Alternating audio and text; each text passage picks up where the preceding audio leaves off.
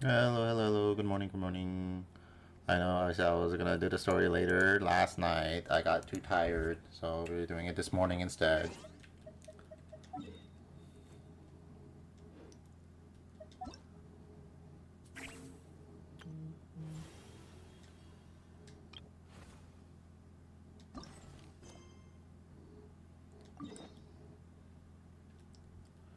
Luckily, we can just teleport. Yeah. Woo. What the?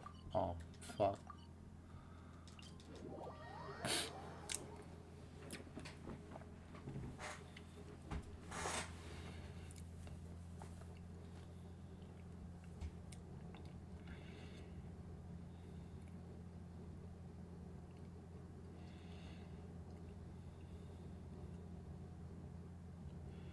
Man, December's gonna be like fun and suck at the same time. Can't wait to play Genshin for the entire month.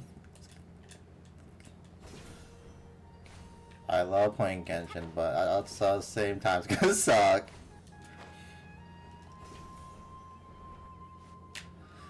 Tainari's place. Tainari's place. Ah, here it is.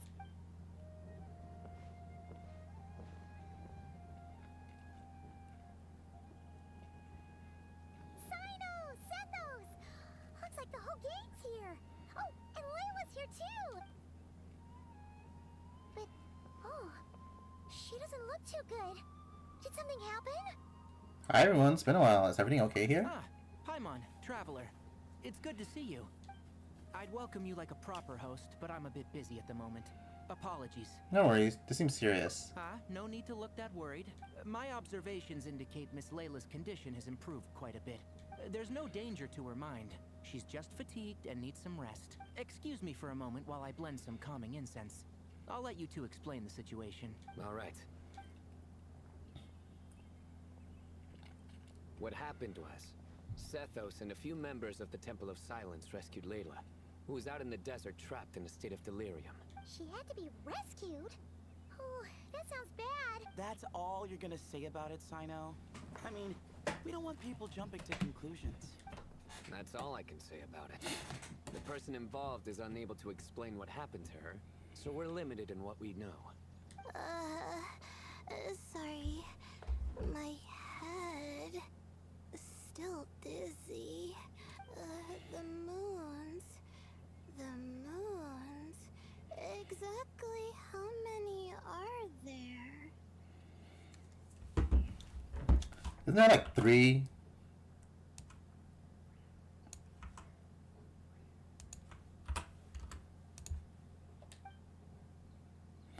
The moons!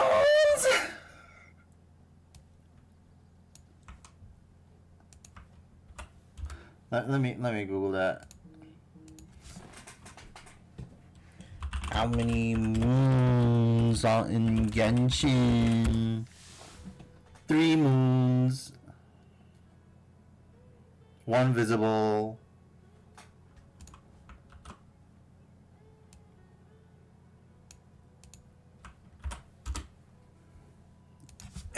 She's been repeating that phrase over and over again, but she can't seem to remember what happened to her.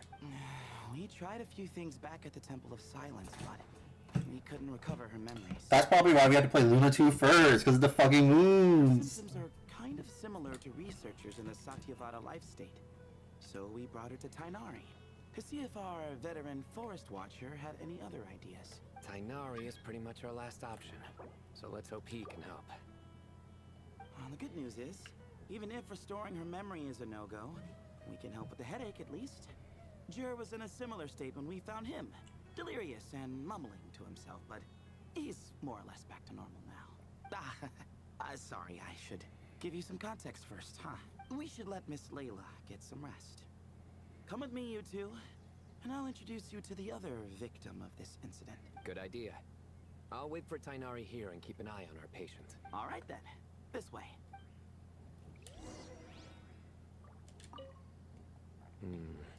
Something strange is going on.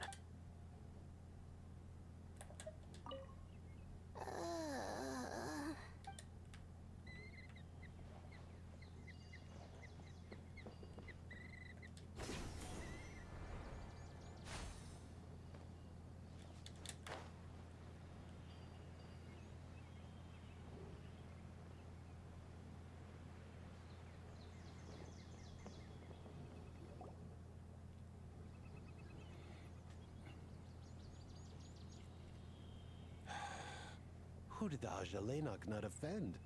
I just don't get it. Hey, Jer. Still musing about Aji-Lenok nuts, huh? Want me to have Sino come over and tell some jokes? Might help distract you. No. No need. I'm done. I like jokes. Yeah, that's one nutty idea that's not all it's cracked up to be. Oh dear. Another master of puns.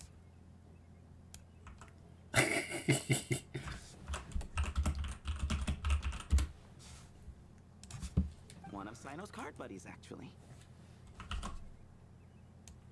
I think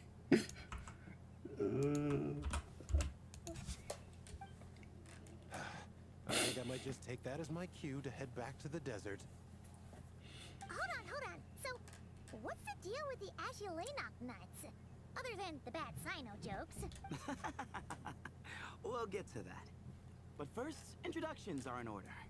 This is Jer, a member of the Temple of Silence. And you remember the Traveler, right, Jer? Of course. I'd never forget a participant in the Rite of Duels or the hero who saved Sumeru. Awesome. Could you go over what happened to you one more time, Jer? Our valiant hero is gonna help us get to the bottom of this. Me? Oh, I am?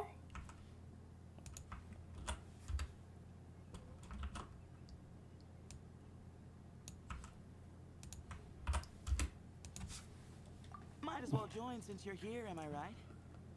Just hear him out. You're gonna want to uncover this mystery once you do. I bet on it. Well, I was on an expedition in the desert not too long ago when I got caught in some quicksand. Zeno sounds so raspy in this one. Later, it became obvious it wasn't normal quicksand because instead of sinking to my death, I fell into an undiscovered ruin. In my panic, arms and legs flailing about, I suspect I touched some things I shouldn't have. Because in that brief moment, an enormous amount of information came surging into my mind. I would hesitate to even call it knowledge, because my brain had no capacity to process the information. To use an analogy, it would be like trying to stuff thousands of Ajalenok nuts into a small water skin without it bursting.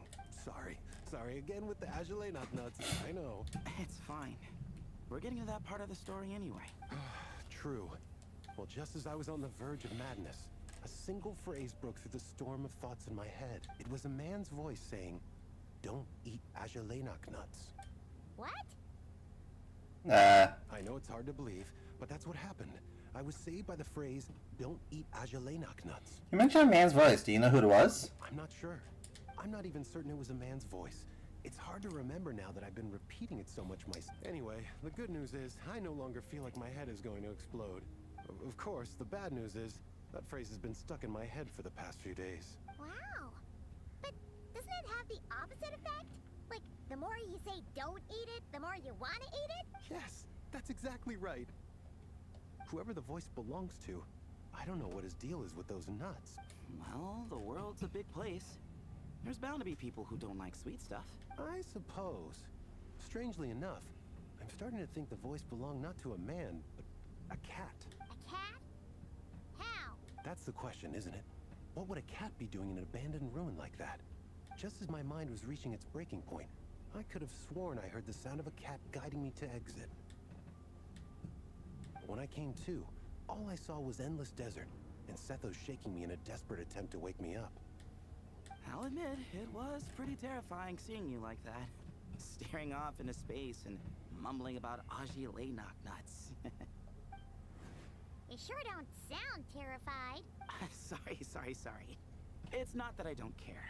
It's just kind of hard for rambling about Aji-Lenok nuts to sound menacing. Now, what Layla was saying, on the other hand, that is much creepier. You mean about the number of moons? Exactly. The unknown is what breeds fear. Aji-Lenok nuts are familiar. But the moon suspended above us at night? That's about as foreign as it gets. Well, we don't know that for sure. There could be a whole other world inside an Ajalenok nut, with a moon of its own. Huh.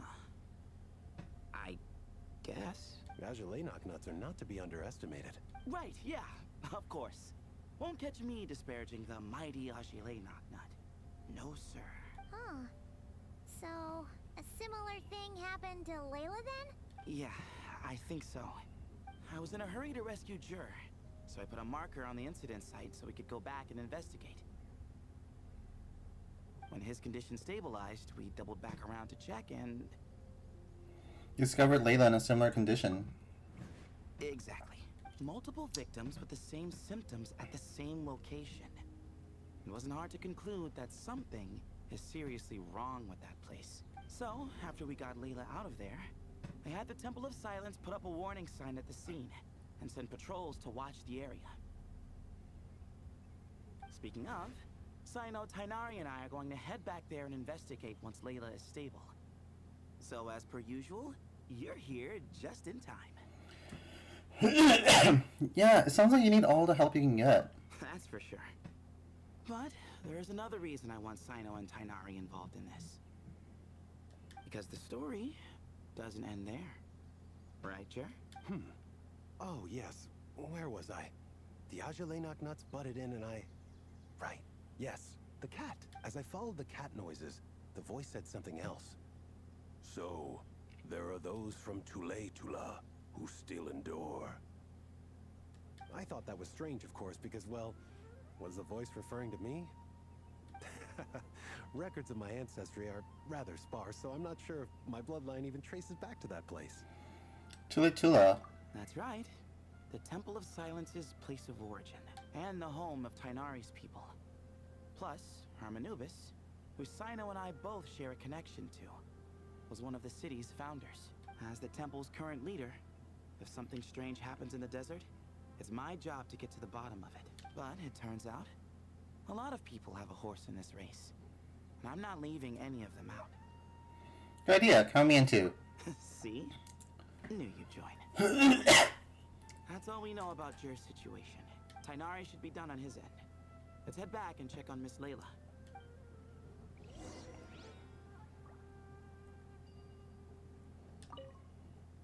There are records in the Temple of Silence that speak of the ancient desert people's love of raising cats. Perhaps I encountered some ancestral cat spirit, long since passed on. Go on. That flower seems wilted. What the fuck?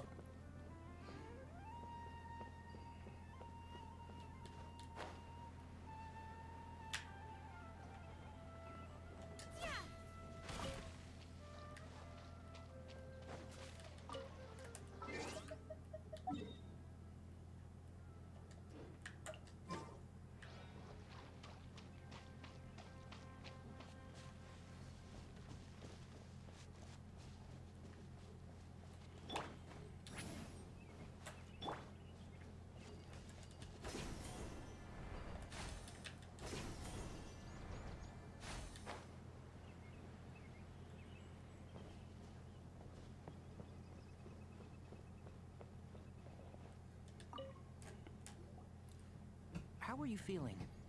But don't speak if it's too taxing. It's fine. I'm much better now, thanks. I feel like I haven't slept in 2 days. So, pretty much back to normal. Whoa. That's your normal? Layla. Traveler, Paimon. I thought I heard your voices earlier. Oh, and, I'm sorry. Huh? You don't have to apologize. You didn't do anything wrong. No, I just mean, I think I'm about to disappoint you. My head was kinda muddled earlier, but I still heard your conversation. I know you're trying to figure out what happened to me, and I want to help, but I really don't remember anything. Does your head still hurt? No, I feel fine. The incense you made helped a lot.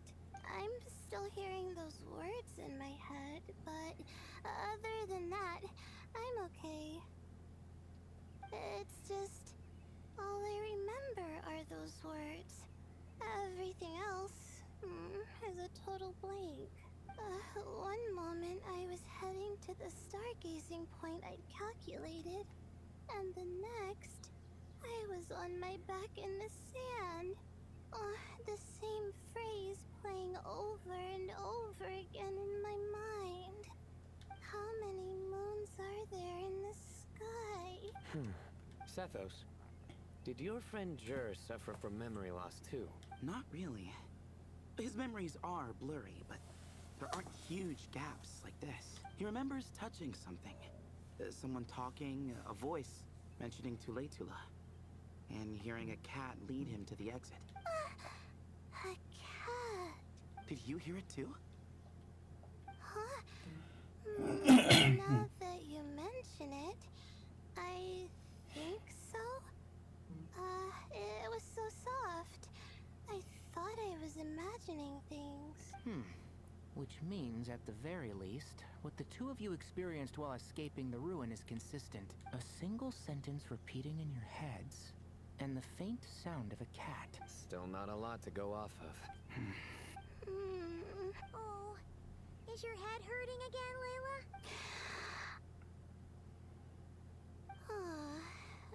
No, I was just thinking. Maybe my memories are blank because I was sleepwalking at the time. Sometimes my friends and classmates tell me about things I don't remember doing, or places I don't remember going. I don't talk about it a lot because, well, I don't even know how it happened. But I don't want my personal circumstances clouding your judgment. So I just wanted to mention that. You gotta talk to the other Layla. Ah, I see. Well, thank you for telling us. But I don't think we need to dwell on that for now. We're gonna check out the site of the incident for ourselves. So that should help us come to our own conclusions. I don't think alright. Don't put too much pressure on yourself, Layla. Okay. Then could I come too? I have to know what happened to me back there. Sure, but on one condition. You need to be in tip-top shape before we head out. If your condition isn't stable enough before then, I'll have to figure out something else. Of course. No problem. Well, I'm more concerned about Tainari. You sure you'll be alright in the desert? You say that like I'll evaporate on first contact with sand or something. Call it curiosity. If this concerns my ancestors, I want to figure out what's going on. Curiosity killed the Tignari. Anyway, as long as I take things slow when the sun's out, I should be fine with the right preparation. Besides, it's a good idea to have a doctor on hand in case of emergencies. So long as our doctor doesn't become the emergency. Well, if that happens, I suppose I'll just have to rely on the kindness of my entourage to haul me back home. Alright, well, that all sounds good to me. Let's meet in 2 days like we agreed. Sotos finds a map and marks the location for you. Jer and I are gonna head back to the Temple of Silence to do some research in the meantime. See you in a couple days. Sounds good. So that's in the Act 1. What about you, Layla? If you feel like you need more rest, I can arrange a room for you to stay in. No need. I've asked enough of you as it is. Besides, I feel a lot better. I should make it back to my dorm, no problem. Are you sure? Don't push it too hard, or you might end up sleepwalking along the way. Don't worry. I'll be fine. I have other things I need to do anyway. Like letting my advisor and classmates know that I'm fine. Adjusting my stargazing schedule. Things like that. If I don't get it all done, I doubt I'll be able to sit still, let alone stay here and get some rest. I'm not so sure that's... You know what? I'll make sure she gets back. a much better idea. Thank you, Traveler. Of course, if anything starts to feel off, come back for a checkup right away. You'd better listen to him, Layla, or he'll feed you tasteless slop as a punishment. Punishment? You're the one who caught a cold. You're supposed to eat light when that happens. Besides, with your nose stuffed up like that, you couldn't taste anything to begin with. Huh. Is that so? And here I thought it was an intestinal issue. Should have seen that coming. You're off the clock, so now it's time for puns, huh? Oh, brother, not this again. Don't worry, Paimon. I understand. If you want me to stop, then Then? you'll have to call a plumber. Tell them someone's gotta pipe down.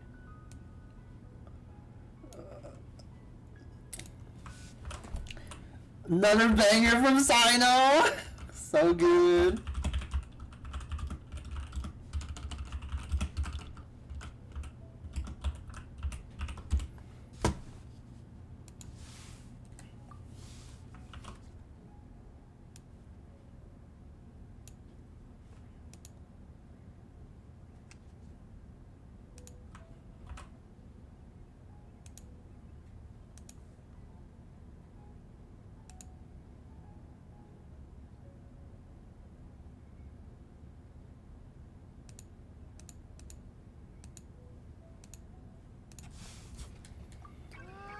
This is getting more insufferable by the second. Put a sock in it already, please. Got it, Paimon. One sock-in coming right up.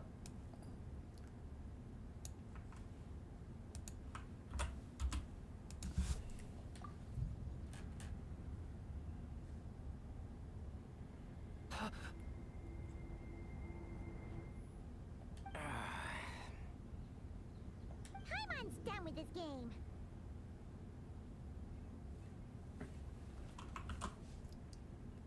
It's over.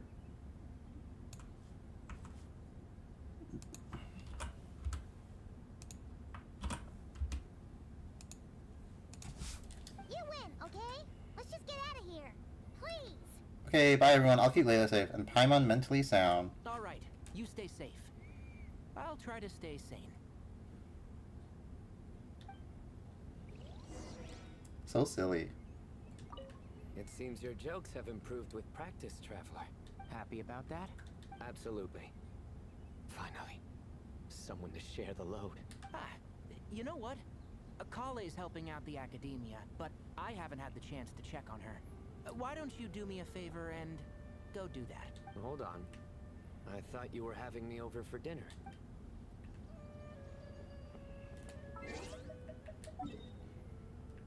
La Academia.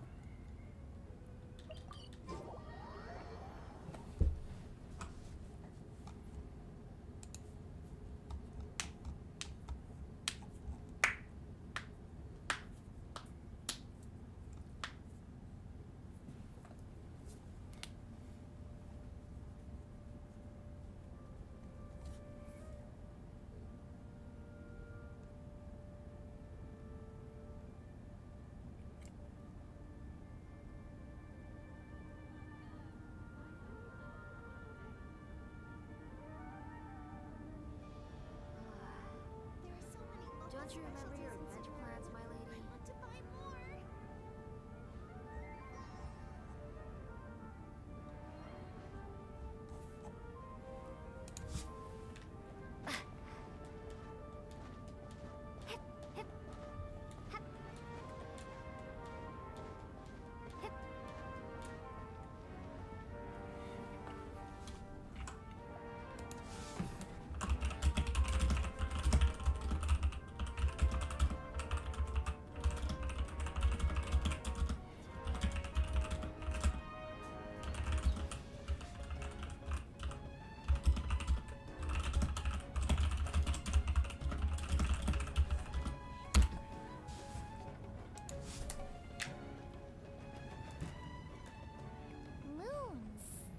Angelinock nuts. Moons. Angelinock nuts. Are the moons going nuts? Paimon, please, enough repeating. You're putting me to sleep over here. Oh no! Paimon's caught the brain bug too. She can't stop thinking about those two things. Paimon's gotta clear her head. But how? Aha! Got it! The cafe over there. Why don't we head over for a quick pick-me-up? Hmm? Something's up with Layla.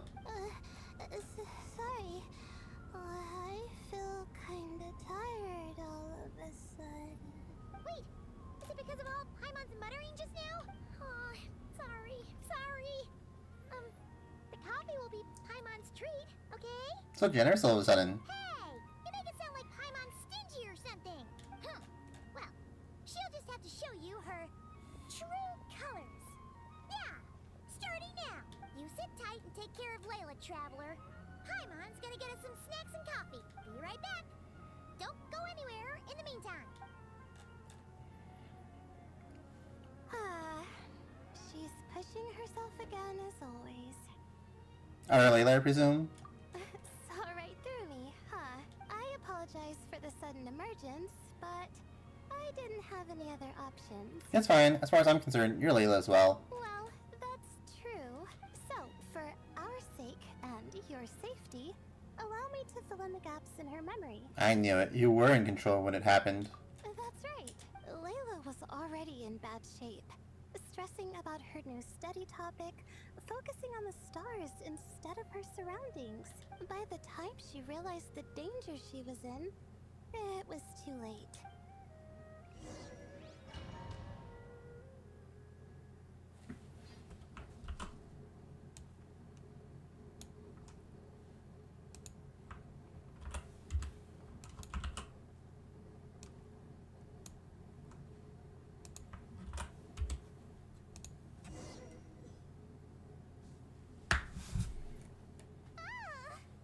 Quicksand near the ideal viewing spot? Wasn't expecting that. Looks like Layla's been under a lot of pressure lately. She hasn't been paying attention to her surroundings.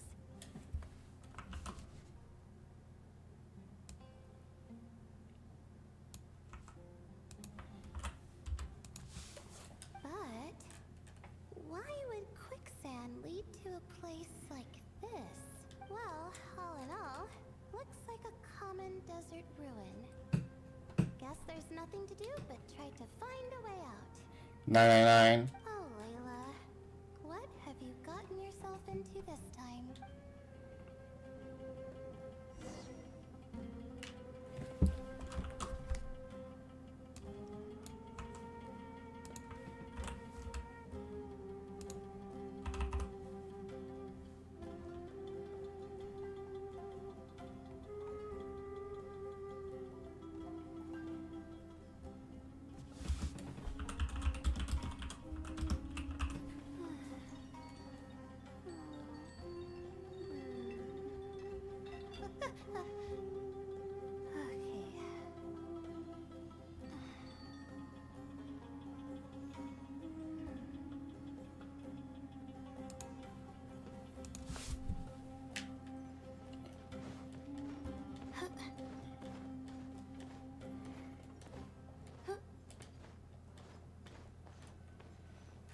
I think this door can be opened using the device next to it.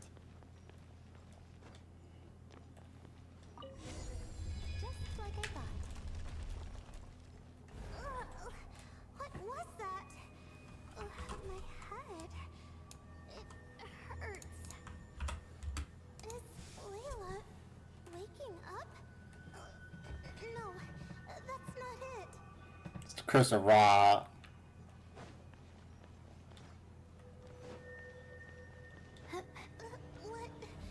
What's going on? It's too much.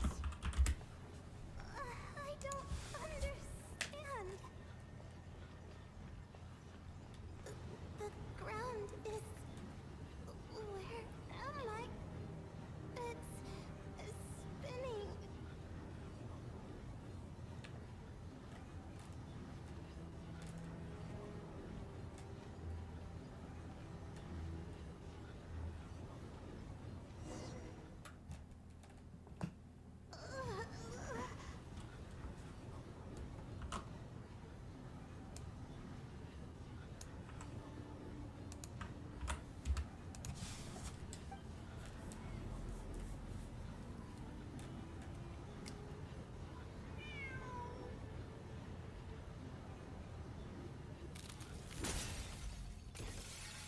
How many moons are there in the sky? How many moons are there in the sky? How many moons are there in the sky? Okay, information information isn't rushing into my brain anymore. That's good. How many moons are there in the sky? My head hurts. But there are no more dark spots in my vision. And I can see in front of me. Still, how many moons are there in the sky? What's going on? The same thought keeps popping into my head. What does it mean? How many moons are there in the sky? Isn't there just one? A cat? I think there was one earlier, too.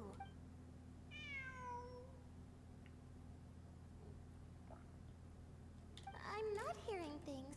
It really is a cat. But what is it doing here? How many moons are there? No! Stop it! Does it want me to follow its cries? Well, it's not like I've got other options. Come on, Layla. You can do this.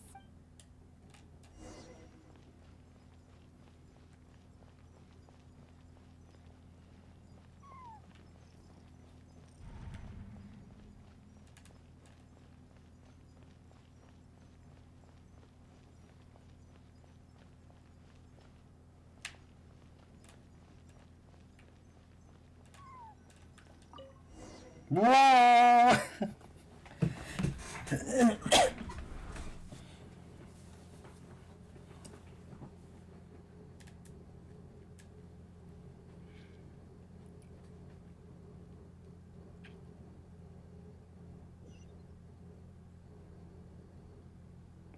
And so, I followed the cat's cries to find my way out.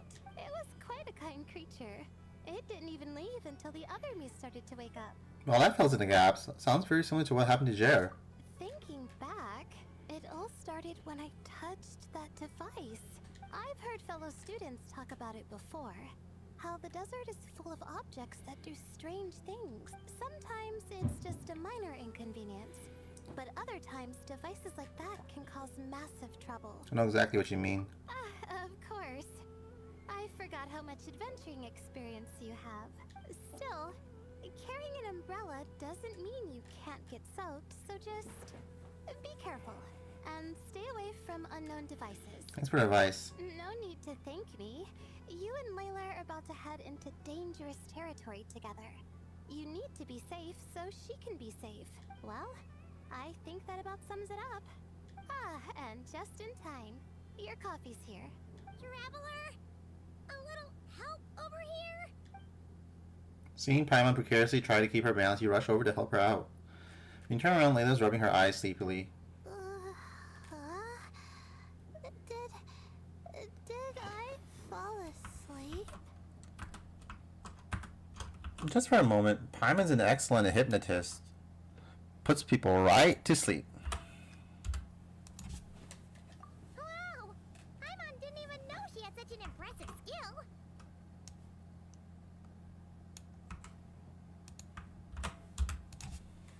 Ha! Does that mean since Paimon bought this copy, it would just make you sleepier? A beverage that puts people to sleep. Better saved for work hours, I think. What? So you can nap on the job? Who does that? Huh? Oh. Beep boop. Oops. Oh. Oh, hey them. Kame. Nice to see you. Oh, and you too, Marat. Hello everyone, this is turning into quite the gathering. Sorry. Hope we're not interrupting anything. Miss Layla, you don't look so good. Is everything all right? Oh, I'm fine. I was sleeping just now, so I'm still a bit... Ah, I see. And we woke you, didn't we? I'm sorry. We shouldn't have been so loud. No, you didn't. I didn't mean it like that. Sorry. Wait, where are you going? You just got here. I'm going to do what I came here to do. Which is? Buy coffee beans. Huh? you're going too? Marak! Fine. Run off with him. See if I care. Well, looks like I get you to myself. It's been a while, hasn't it?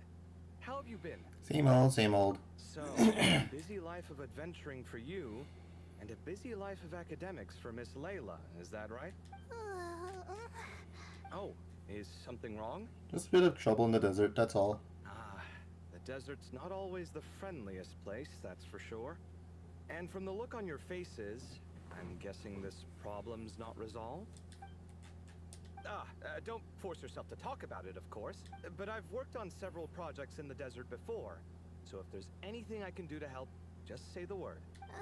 No, I don't have anything to hide. It's just complicated, so explaining might take time. Ah, well, lucky for us, I've got that in spades. Yes, you have been quite sedentary recently. Excuse me? I've been going about work as normal, thank you. And, might I add, you do way less work than me. I do the amount of work that is required of me. Ah, yes. You and your stellar work ethic. The stuff of legends. No.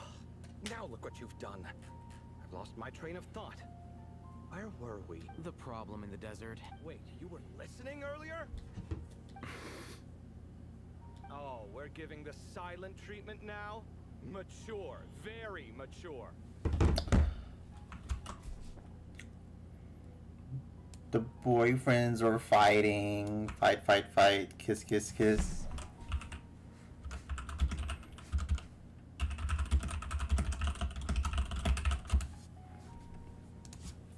Continue. I'm curious as to how this incident unfolded. What did I tell you? This one doesn't have enough to do. Alright. He explained what happened, of course. He left out the part about the other Layla.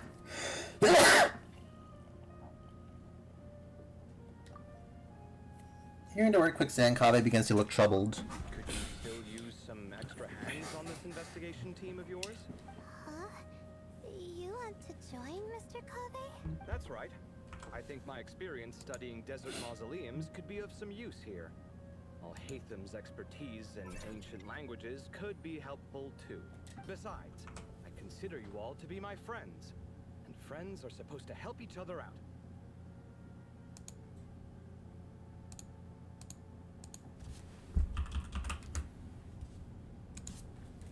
Wait, I'm involved in this now? Oh, please, I know you. Half the battle was over the minute you said you were curious. We couldn't stop you from joining if we tried. Well, you've got me there. Besides, this suitcase of yours has been jumping at the chance to volunteer for a while now.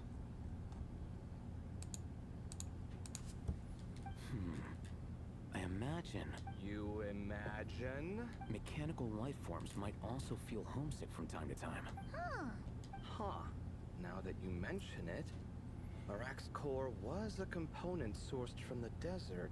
That could prove useful. You're sure you want to come with us? It could be dangerous. Oh, I'm sure. All the more reason to recruit as much help as possible. It's important to count on friends at times like these. We appreciate the help. Our pleasure. It's a plan, then. You give Kaveh and Al-Haytham the direction Sethos provided. You all chat for a while longer, and Layla's spirits are lifted. All right, we'll head back to our place to get ready. This one hasn't been on a trip in a while. Chances are, he doesn't even remember how to pack a suitcase. I'm not worried. It'll get done. Somehow. Would it kill you to help every once in a while? I do help. It's called moral support. Al-Haytham's so funny. Oh, of course. I am ever so grateful. Goodbye, you three. We'll see you soon.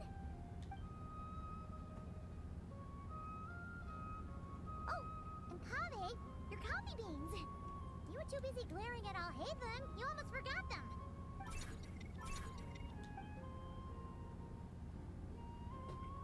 Well, we're pretty close to the academia now. I should be fine from here. Thanks for the coffee, Paimon. I feel much better now. Coffee's great and all. You need sleep too, Layla. Right. I'll follow the doctor's orders. Or try to, at least. With the blessing of the stars, I hope we all get a good night's sleep. Act 1 finally done.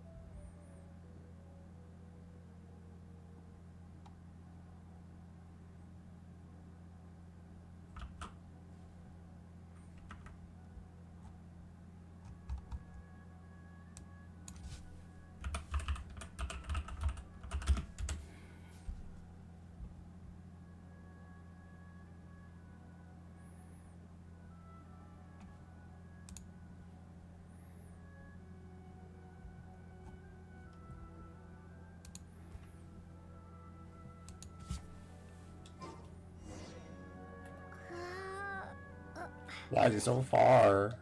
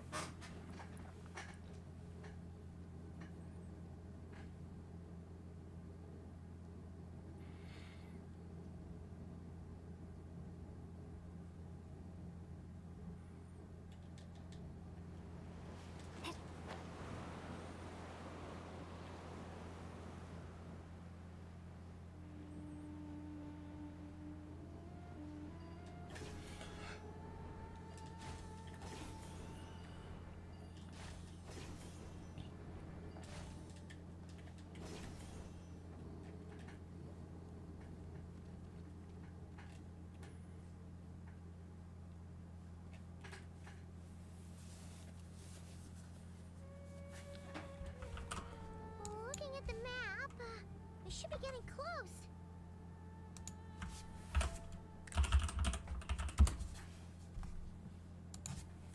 Speaking of which, the closer we get, the more Paimon's heart feels like it's beating out of her chest. Must be jitters of excitement. Excitement. Yeah, sure, that's it. Oh look, it's Tainari and the others. Everyone's here bright and early. He must have said out last night. Yeah, the desert's a pretty harsh environment.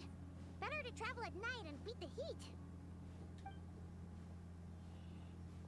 Hey everyone, we're here. Ah, right on time. Looks like the desert's treating you okay so far. You don't need to worry about me. It's not too hot yet, and I'm properly hydrated. All right, we're just waiting on the two people Miss Layla mentioned, and then we'll be set. What about Jer? He's staying behind. If we don't make it back after a certain time, he'll be in charge of rescue operations. You can count on me. Nice! You thought of everything.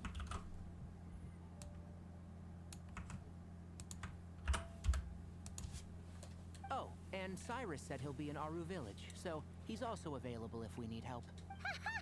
Amazing! Having people to watch our back is making Paimon a lot less nervous. Did you get a good night's sleep, Layla? Yeah, I did. After hearing about what happened, my advisor gave me some time off to rest. So, my studies are on hold for now. Then, does your advisor know you're back in the desert to investigate? Yes, but I was only allowed to come after I mentioned that General Mahamatra would be there too. Quite the reputation you've got there, Sino.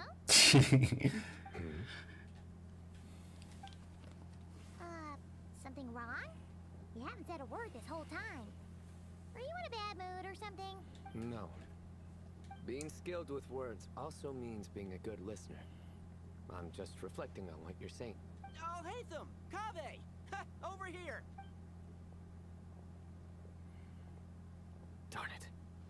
I was just setting up a brilliant... Yeah. I'm sure you'll find another chance. The important thing is, our scribe and our renowned architect are here at last. High praise. But wait, why am I renowned and not him? He's just as famous as Sino, Dia, or Nilu. That just means your level of fame is even greater. How could a lowly scribe hold a candle to you? Lowly scribe? Please. All those strings you pulled to get those new books from the House of Dana? What do you call that? Borrowing.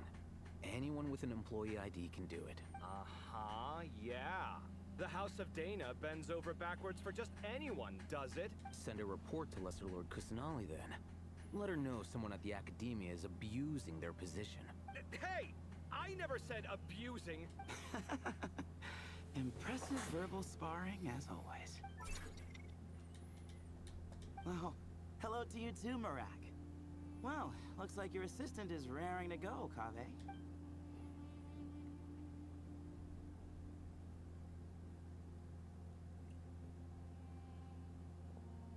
So, I say we get this show on the road. No sense delaying the inevitable. True. Let me scout ahead. No need. We're in this together, remember? Sure. This is the entrance, yeah? Yes. Perfect. Then, if we're all set, let's get moving. Act 2.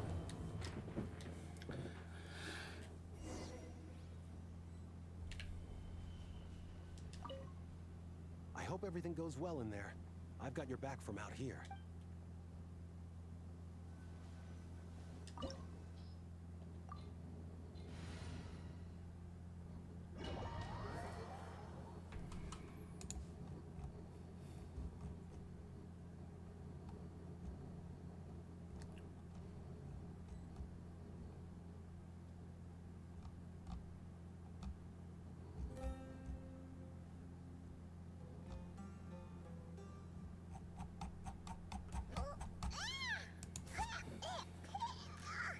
Paimon's mouth is full of sand! Ugh.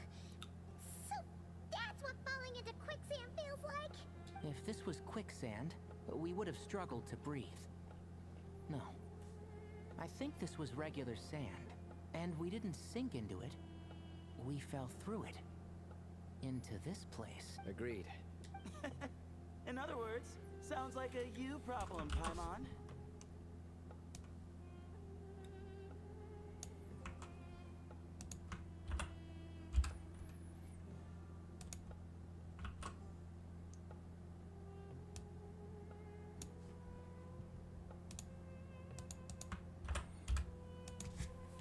Haha, very funny. No, wait, Paimon's the only one. Ugh. Ha! See? What? I'm the only one with sand in my shoes? Yeah, right. This place looks kind of familiar.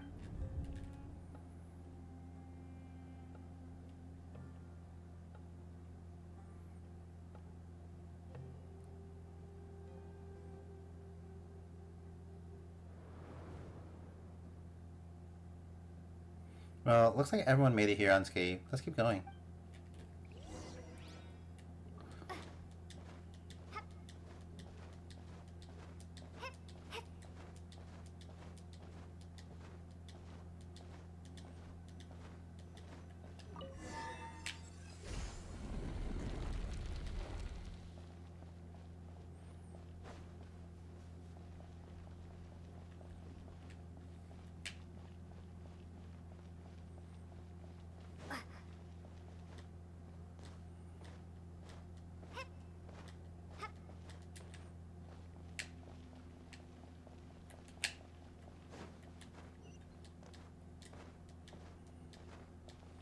Whoa!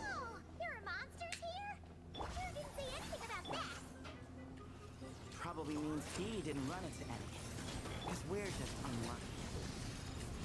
Not the best sign of what's to come. We'll be fine. Let's just use up all our bad luck and we'll be golden.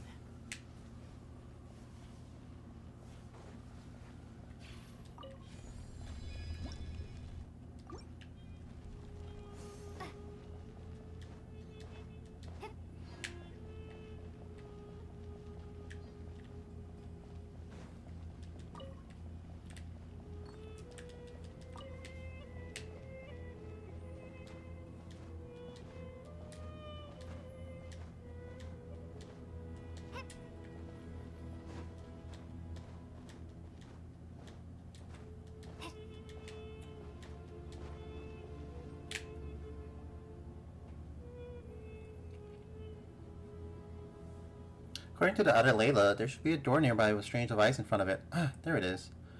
The door is shut, and the device seems to be out of energy. In that case, it should be disabled. Good. At least we won't fall into the same trap. I should probably remind everyone not to touch anything, though. Be careful, everyone. Don't run around touching everything. Well, that goes without saying. Fair point. There's just one problem, though. The only way forward is through that door. Ooh! Is it time to hunt for a key? Paimon loves this part. Don't worry. With our adventuring experience, we'll find it no problem. Let's get searching.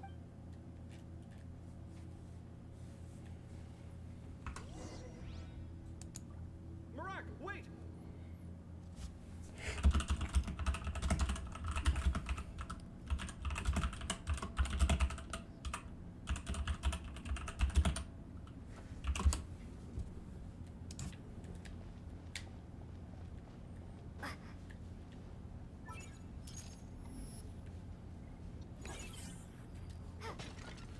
Marak seems interested in these jars. Go smash them.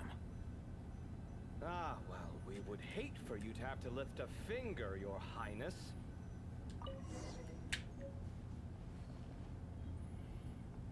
Marak, this isn't really your old home, is it? No idea what that means, but Marak does sound pretty happy. So, mechanical life forms do have the capacity to miss home.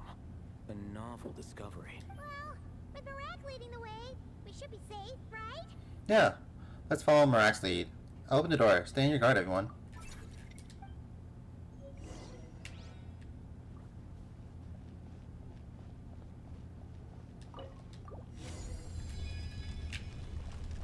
Good thing you decided to join, Kaveh. Otherwise, our investigation would have ended at that door. It was nothing that I did. You should thank Marak instead. Thanks, Marak.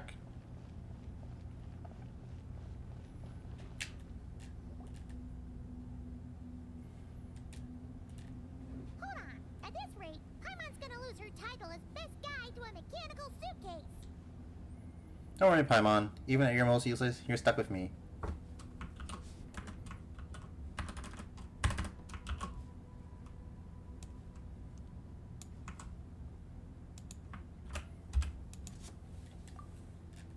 Aw, thanks. Hey, wait.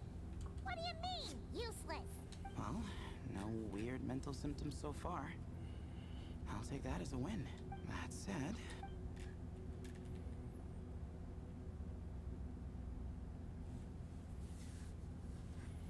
There are 3 doors here. So, we split up. Divide and conquer. Otherwise, this whole thing is in ruins. No pun intended on that last part. I swear. Yeah, that might be our best option. Okay, but we'll need to mark our paths. Good idea.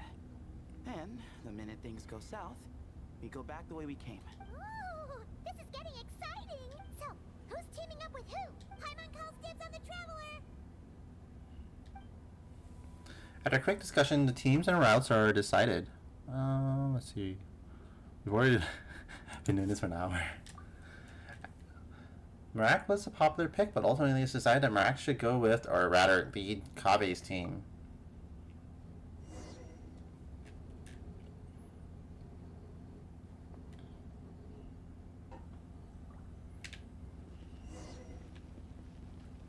Well, that takes me back. Last time we were in the desert together, 2 of you came all the way out here to gang up on me. Oh, sounds like someone's holding a grudge. Just what I like to hear. If you're still hung up on that last one, just name the time and place, and we'll have ourselves another thrilling... duel. Huh. What's with the awkward pause? Were you expecting me to stop you from saying something stupid? You two can have 1,000 duels for all I care. After we're done here. For now, focus on the task at hand.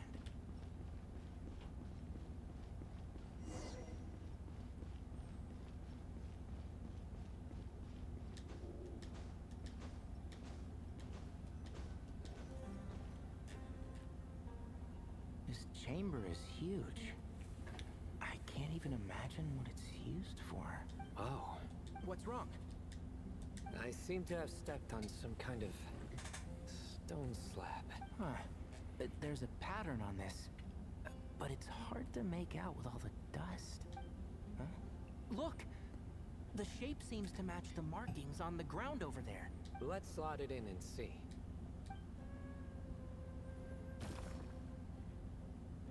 And we have a match.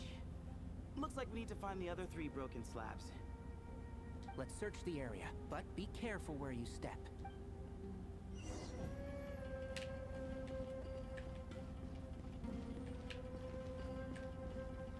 Yeah.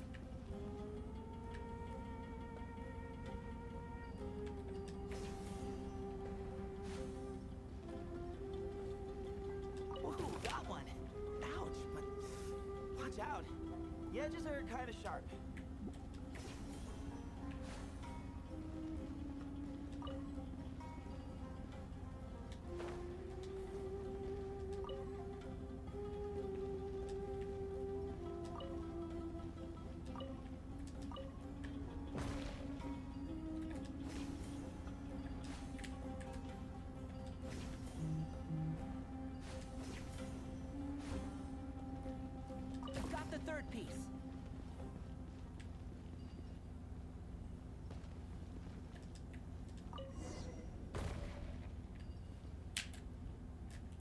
We just need one more. Huh. Look! A cat! Could it be the same one Jer mentioned? I don't think we need to worry about startling him. He doesn't seem afraid of people. Yeah. If anything, it seems like he wants us to follow.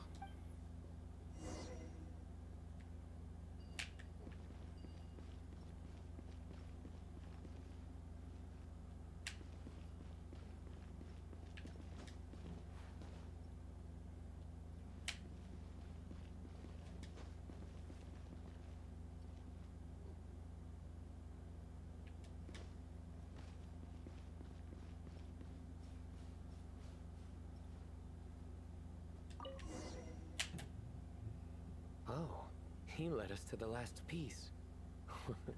Who's a good kitty? I never thought I'd hear you say something like that. You've clearly never heard how the professor talks to his tomatoes, then.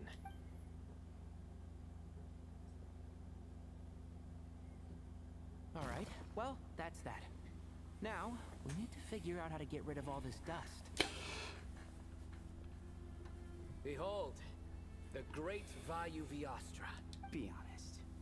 You've been waiting to say that for how long now? Just activate the mechanism.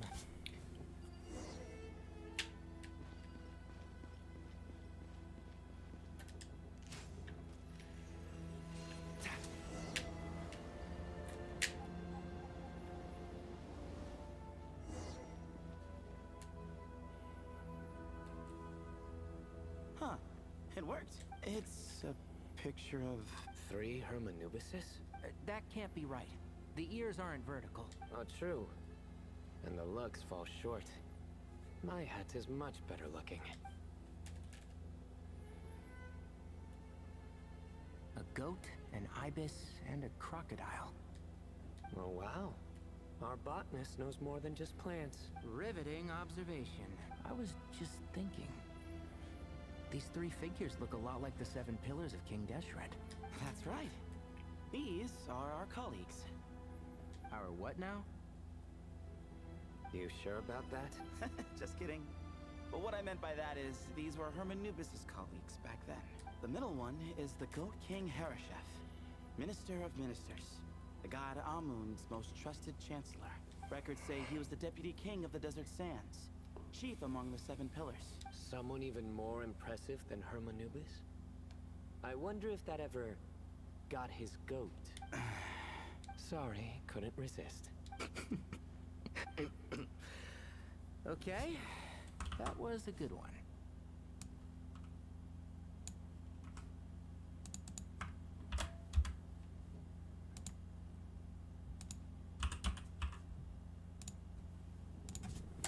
Wait, really? I've got so much more where that came from. He's so happy.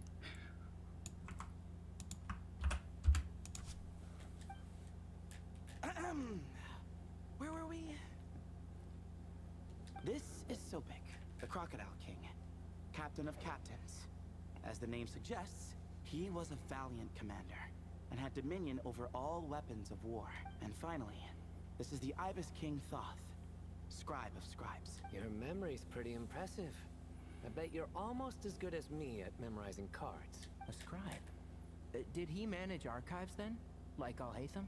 Wait, that's all Alhaitham does? I never knew being an academia scribe was such a cushy job. Well, that's how his friend put it, anyway.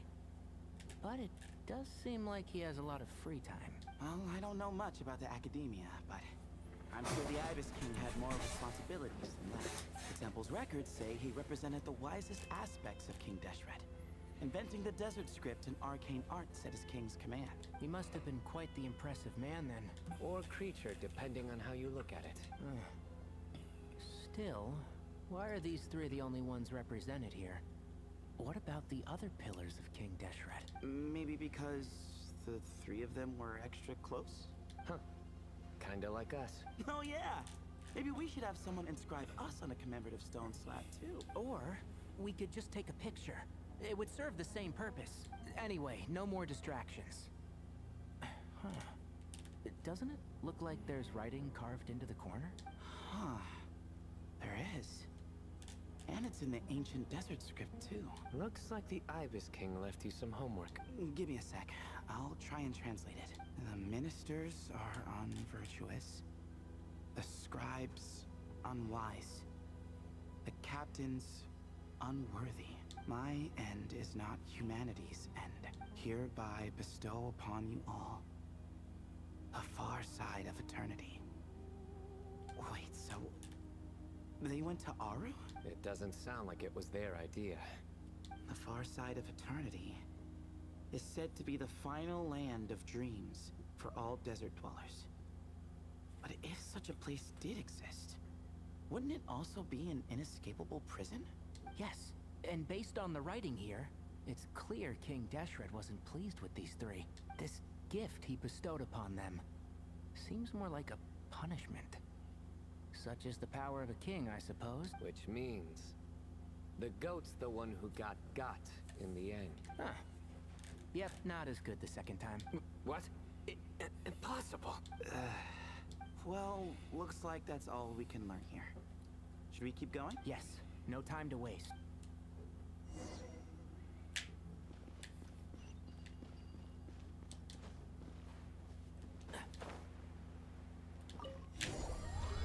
A little earlier in a different part of the ruins.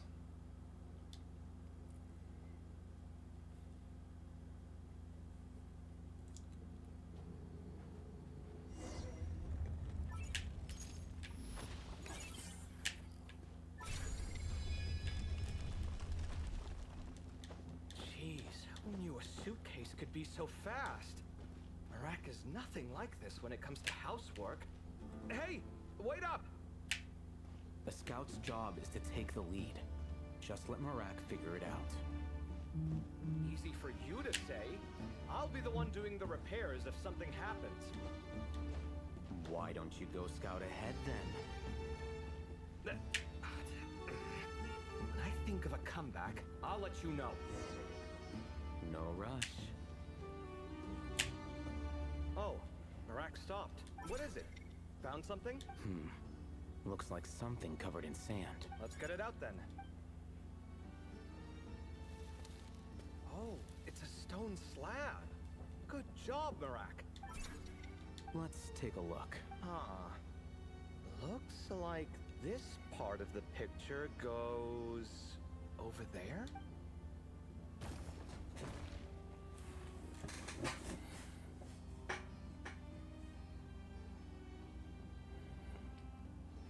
In that case, there must be other pieces. All right, and let's look around. Hey! Why are you sitting down?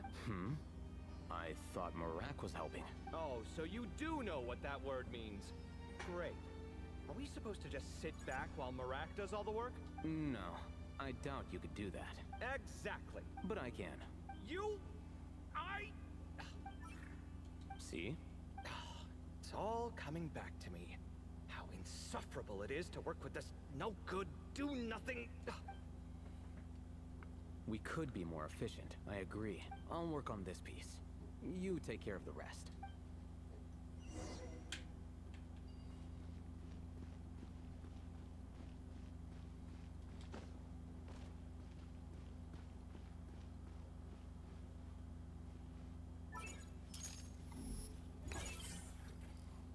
Found one!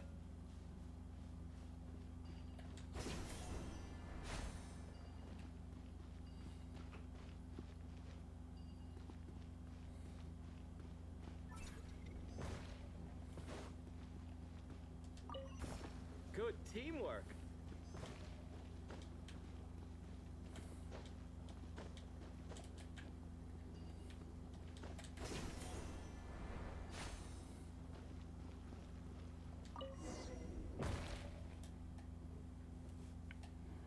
Looks like we found them all. The pieces fit together like a glove, but we can't see what's on them. Turn around. Huh? Look. Oh, I've seen this before. It can create strong winds. It's just what we need to clean off the slab. Come on, let's... Hey! Don't worry about me. If I sit here, I won't be in the way. Oh, you don't want to be in the way? Then sit right in front. so the device can blow you straight back to Sumeru City.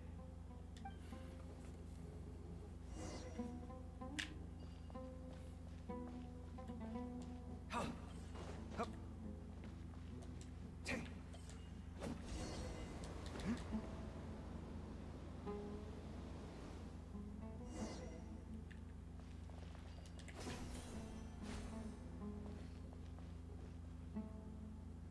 Done. Huh. That's one big cat. And there's a shattered crown. I think it's depicting some kind of story.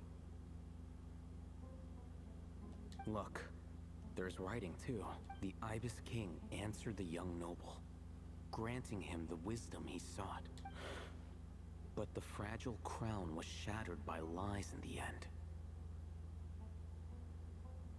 Here I leave the name, Gudars. Gudars? I've seen that name in a history book before. He was a young noble who sought to save his realm, and a king who once united the desert.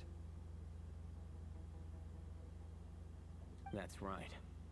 Although his methods were rather shameful.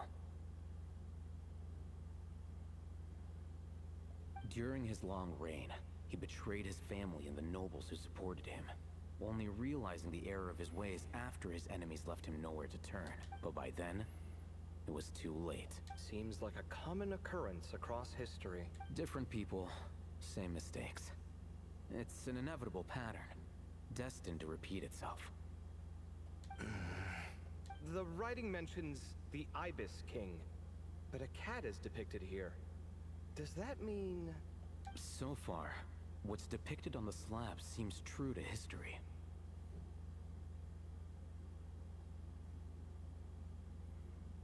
In which case, this cat is either a proxy for the Ibis King, or a manifestation of said king himself. Exaggeration is a common method ancient records use to highlight a being of higher status. And as we know, Layla and Jur both heard the sound of a cat while escaping the ruin. You're saying the Ibis King, one of the legendary 7 pillars of King Deshret, is here, still helping those in need?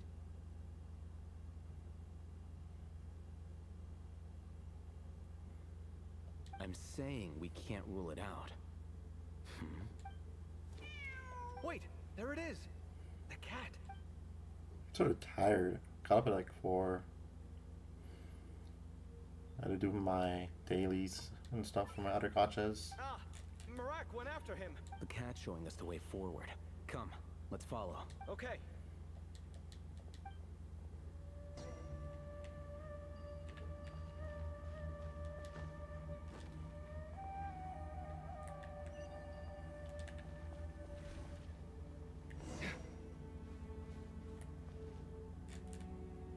The fuck?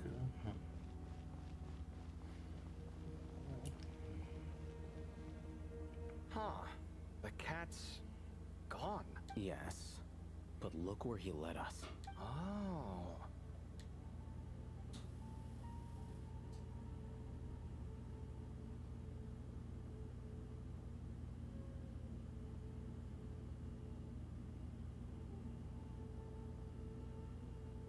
Another slab.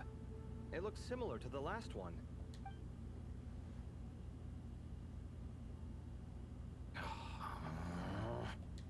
Oh, by all means, take your sweet time. Wouldn't want you to overexert yourself.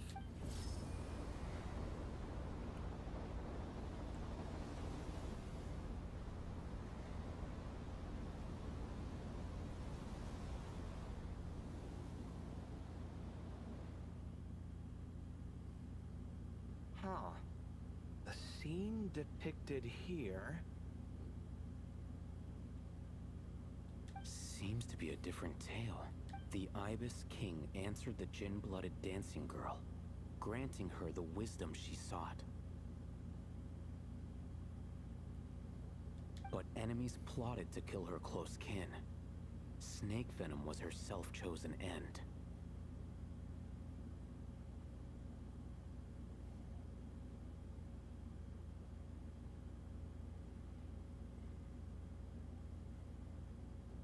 here I leave the name. Makaira. The Temptress of Woe? You've heard of her?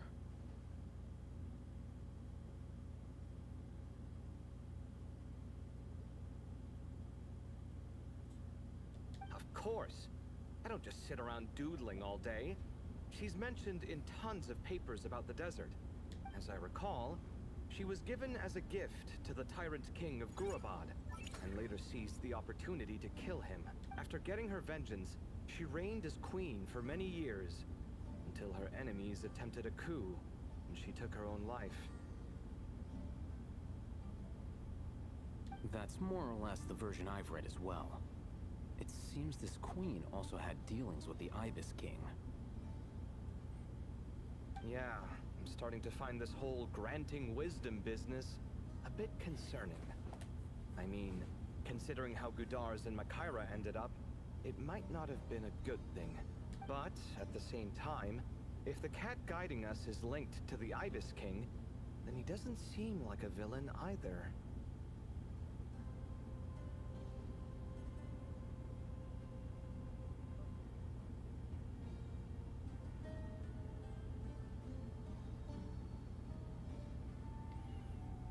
People are complicated, and the same is true of the servants of the gods, no matter their wisdom or power. Let's reserve judgment for now, and keep moving.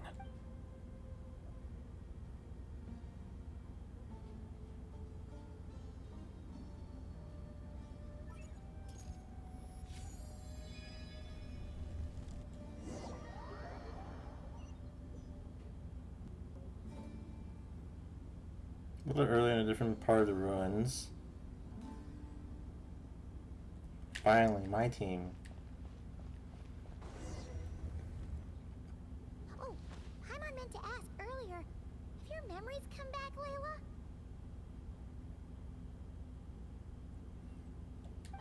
No, sorry.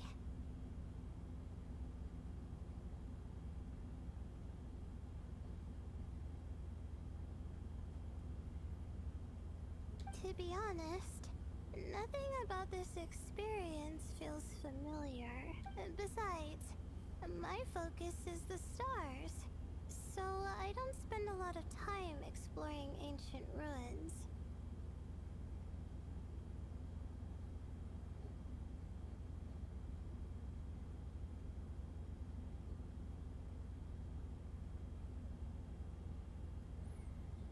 Guess that makes us the senior researchers in this scenario.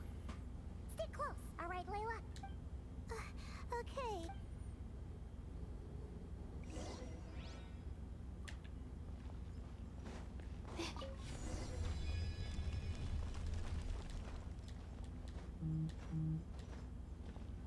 Not even the right version of my traveler.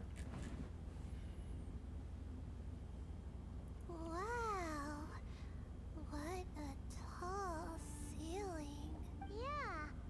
But for such a big place, it's so empty. Like no one ever lived here. Sure must have been boring to live in ancient times, staring at ceilings all day.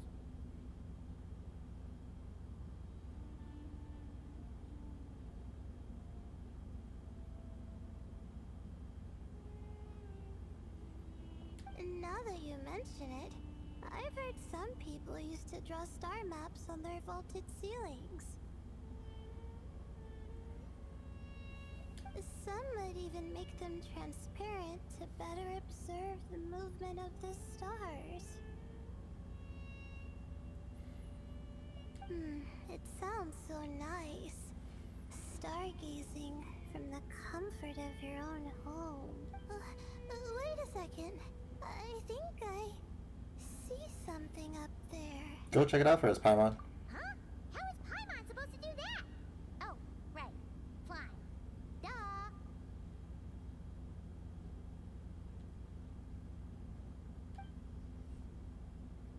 Alright. Sit tight, everyone. Adventurer Paimon will be right back.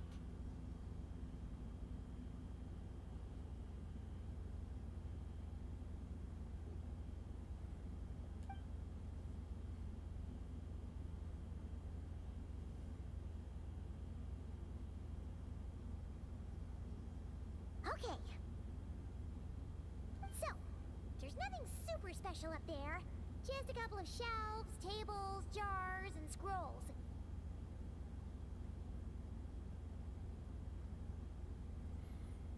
And a whole bunch of dust, dirt, and sand. You really want to search through all that stuff? Of course, the more dirt, the better treasure. Well, when you put it that way, come on then. Let's see what we've got. Paimon's hoping for something super valuable. It's a little high up, so be careful. Thanks. I'll stick close.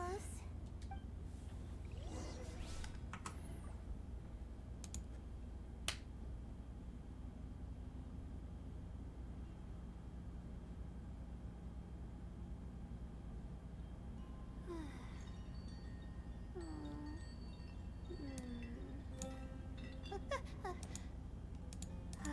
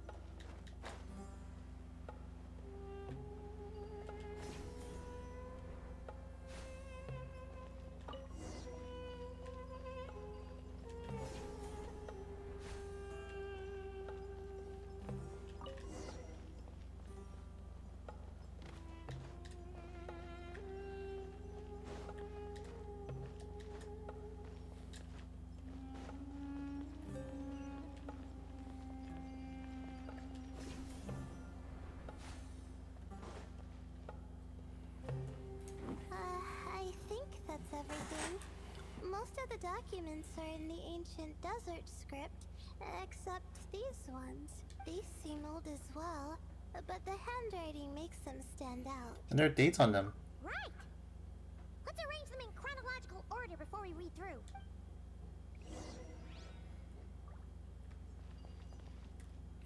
In my inventory, what the f...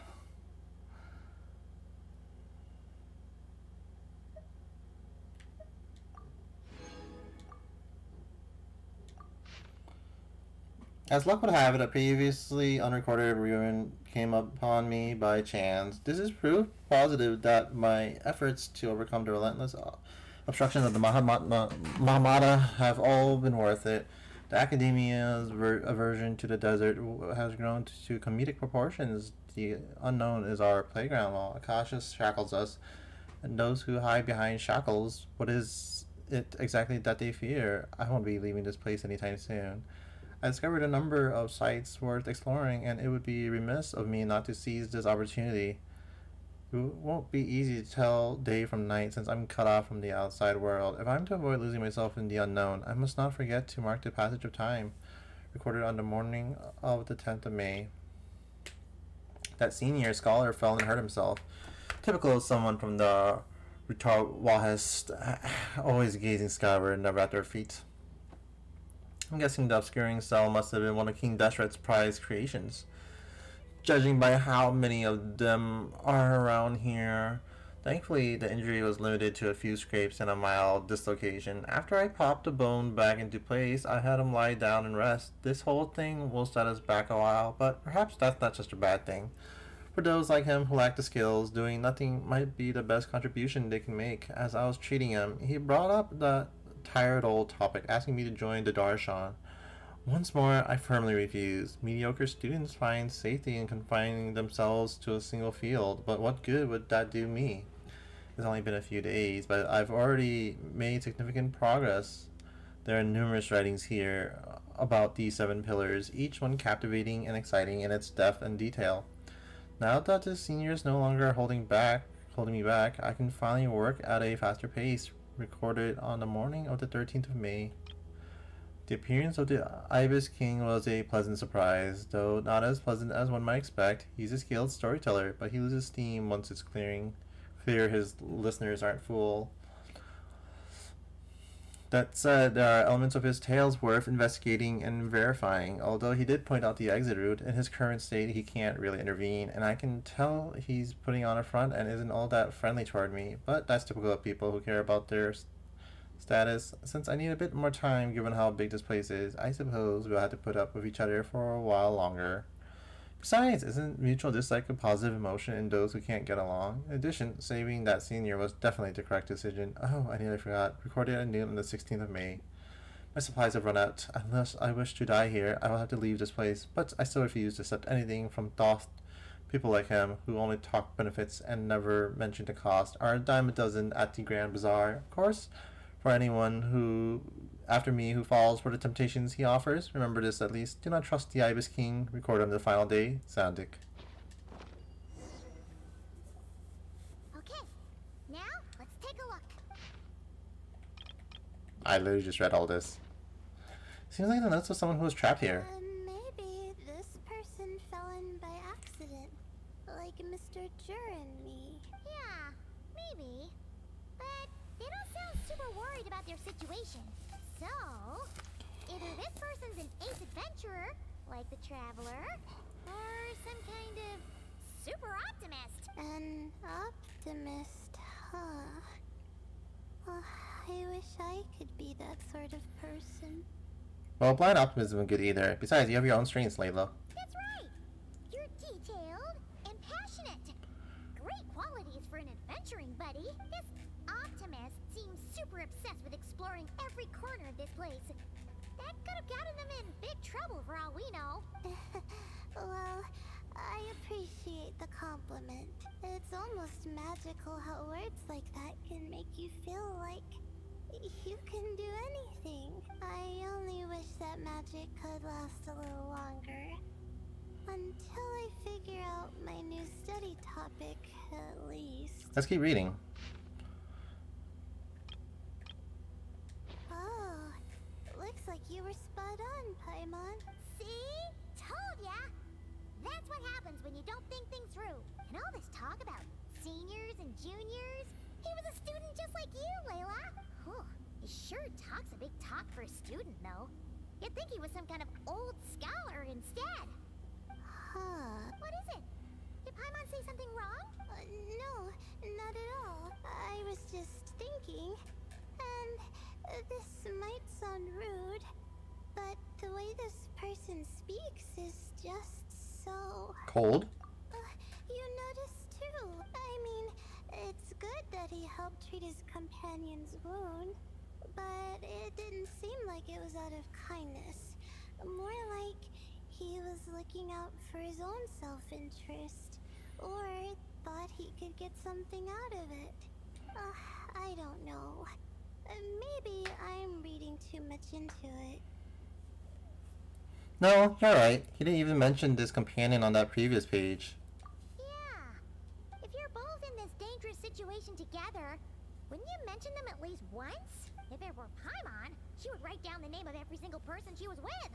No one would be able to get away. Well, you'd all be stuck there together, so... Actually, I find Paimon's approach quite sensible.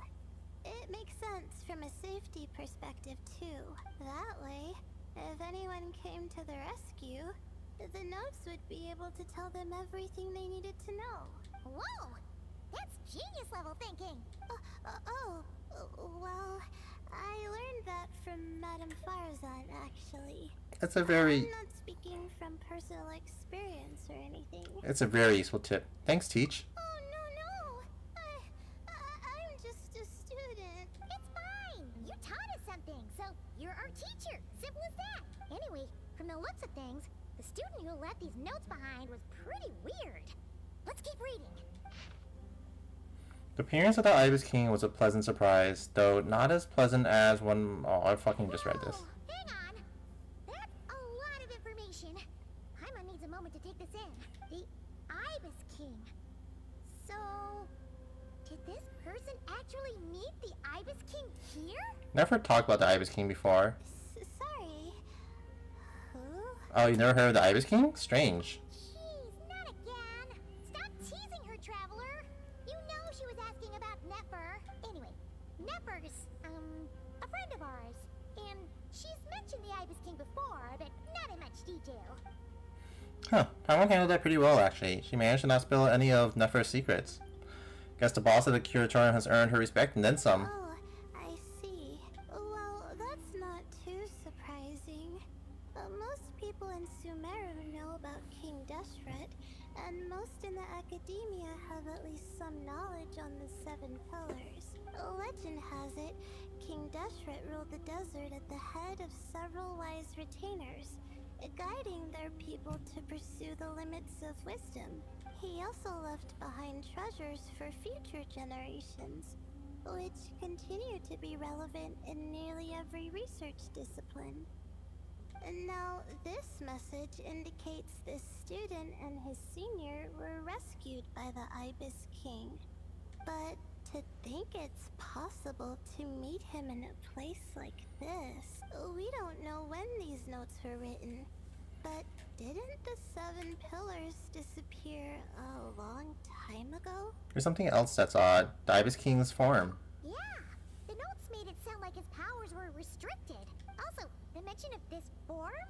What is that supposed to mean? I'm not sure.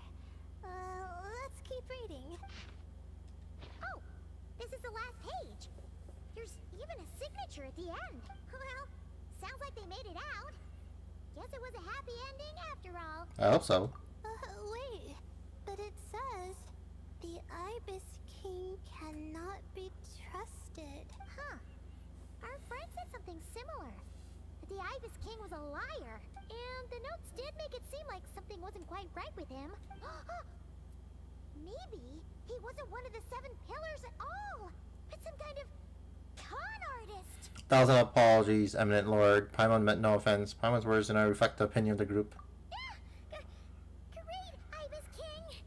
If you heard that, Paimon didn't mean it. Please forgive her. Don't trap us here. I think Paimon raises a good point. Let's keep our guard up just in case. Alright, I think that's all the clues around here. How about we...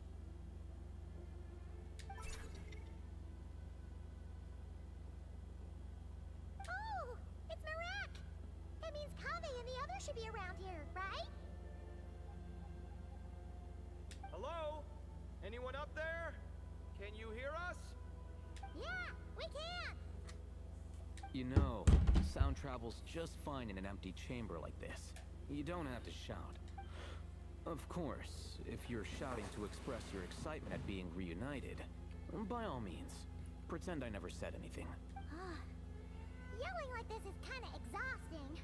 Come on, let's head back down.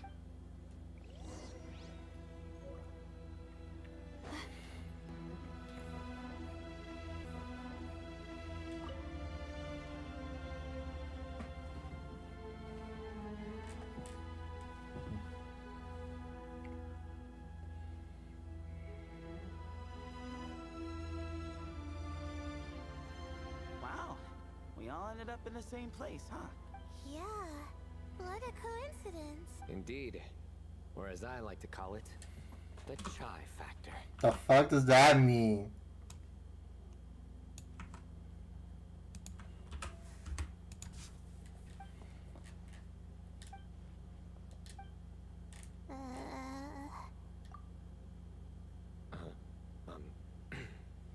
No reply?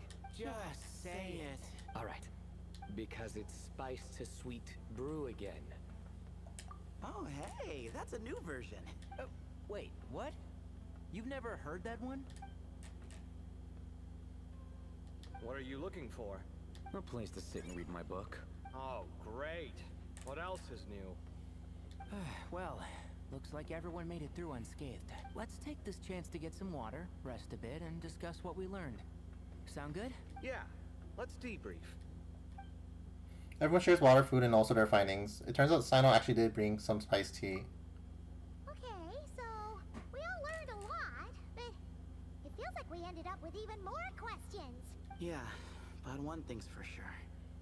This place is tied to the Ibis King in some way. Hey, Sino.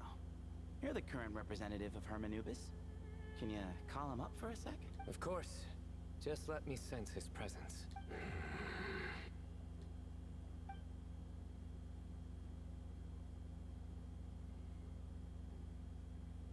Just kidding. I can't sense him at all. Jeez, Sethos. Did you set him up for that one? What are you? A two-man act? Wow, good one. Sorry, Herman Nubis isn't like the Ibis King. He can possess me, but I can't talk to him whenever I want. Oh, truly? Does that mean he's gone? I would have liked to reminisce about old times with him. Ah, the cat! It speaks! Of course it speaks. In fact, it is not an it at all. You do me a great offense. My apologies. Esteemed cats. Sir? Oh, this little contraption is still here. Contraption? No, this is Marak. Which means you do his assistant a great offense. Huh? Well, I didn't mean... Well, I apologize. I wasn't referring to this Marak, but rather the thing that operates it. King Deshret was quite partial to it. I have forgotten what it was called. It must have had an official name, albeit in the old tongue. Even if I did remember, I would need to translate it into modern language. It's not important. Marak's a fine name. Even better than the original, if you ask me. Who thought of it? And the remodeling, quite well done indeed. This Marak looks much happier in its current form. Oh, and the components should have model numbers written on them. You can look them up if you're curious. This cat talks a lot.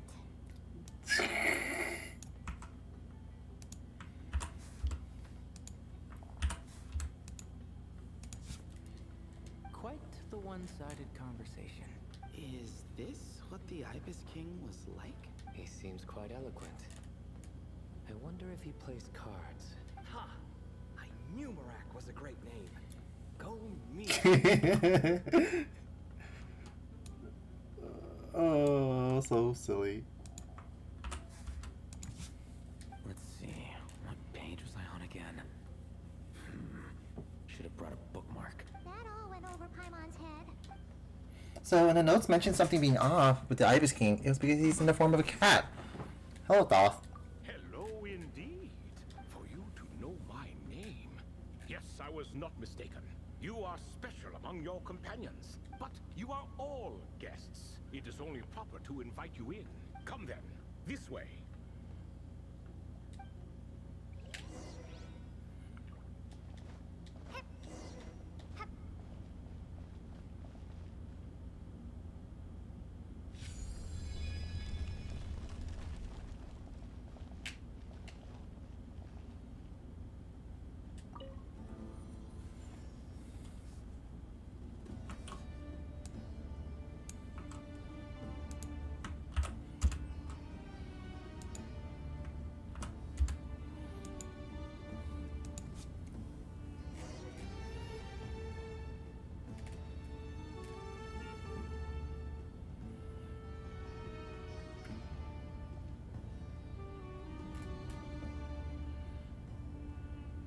Welcome to my humble abode. Oh, your house sure is spacious, Lord Ibis King. I fear it's not quite what it used to be. In fact, it has long ceased to be my home at all. It belongs to the descendants of the cats I once raised. Such adorable creatures, aren't they? Take the one I'm borrowing here, for instance. A chubby fellow with such lovely fur. Anyway, tradition dictates that a special guest such as yourself be presented with a gift.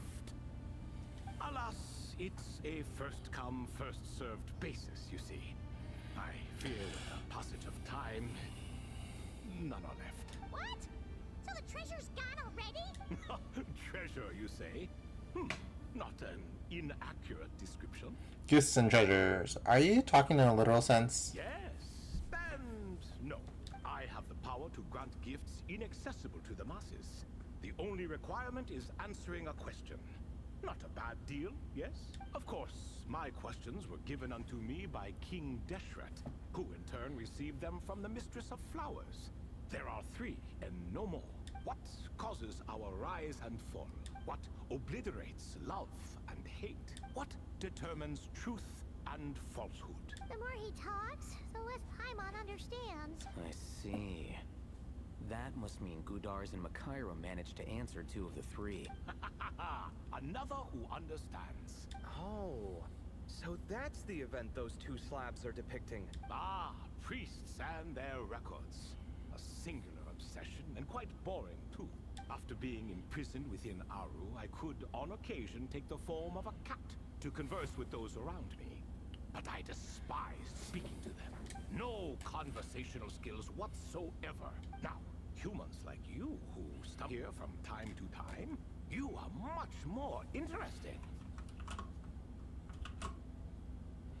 This cat does be yapping.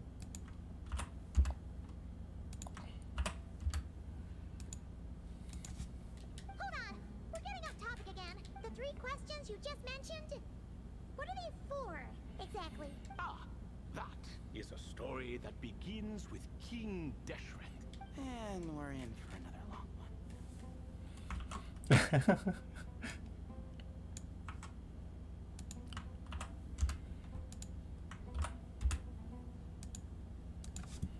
Nostalgia for the past is common to us all, is it not?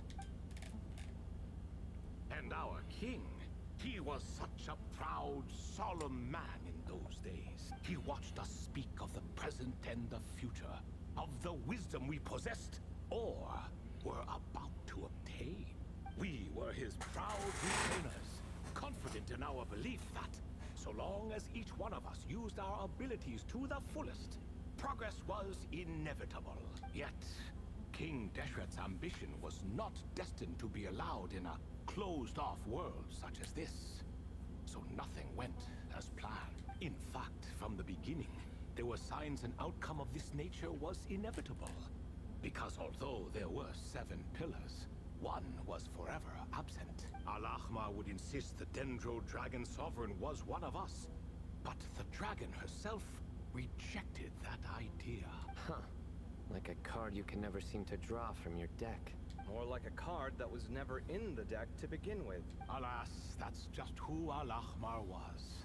There was nothing we could do about that. And I always preferred chess to cards. In the end, life grew unbearable for our king. But, of course, those who remain must continue to live on. But subjects like us were less fortunate. After all, the fate of a retainer is decided by the king, including the chance to walk away.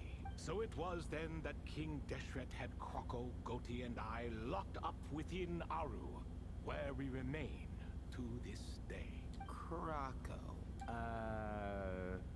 Goti? Ah, of course. You're more familiar with their full names. Sobek, the Crocodile King, and Hereshef, the Goat King. And let me tell you, when it comes to chess, Hereshef was a habitual backseat strategist, always spewing nonsense from the sidelines. Well, Sobek was all too quick to take his terrible advice, to the point where I was the one who got accused of cheating. Chess is an exercise in patience, and that man couldn't sit still to save his life. He could never excel at that game. In fact, neither of them were good at chess. Even so, we played together often. And since I was always the winner, we got along quite well. What are you laughing at? Were we not good friends? No one's laughing. Paimon would never. No, not you. It's Goti. He's laughing for no reason again. Can you not hear him? Ah, right. Of course you can't. The 2 of them are inside Aru, as am I, so only I can hear them. What is even going on here? Has he, like, started to lose it after being trapped for so long? That does happen to prisoners serving life sentences. Speaking of which, how's Azar doing these days? I doubt he's doing much of anything. Just what I wanted to hear. What is the meaning of this? You doubt my words? I have half a mind to not talk at all. Oh, no. They're not questioning you, Lord Ibis King, just discussing other things. Please, continue. In that case, where were we? Getting to the part about the 3 questions. Hopefully. Ah, yes, we're almost there. Before I entered Aru, King Deshret said I could be released from my eternal seal if I chose humans who could provide the correct answers to those 3 questions. The first person who caught my eye was Gudars. I asked him, what causes our rise and fall?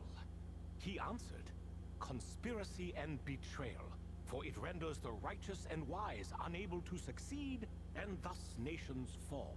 I found his answer quite interesting, so I bestowed upon him the power to deceive.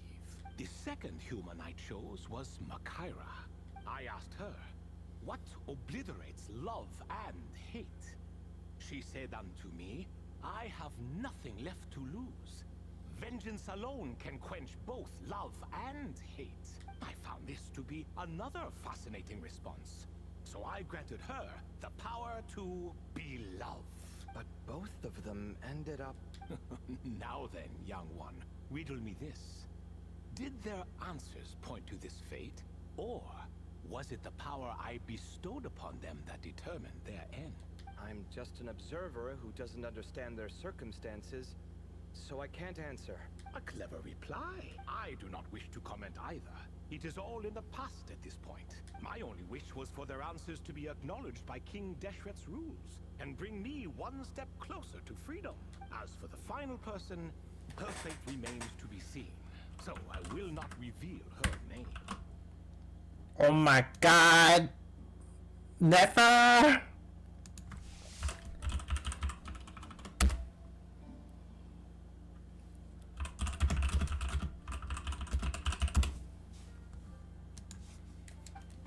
It must have been Nefer then. I asked her, what determines truth and falsehood?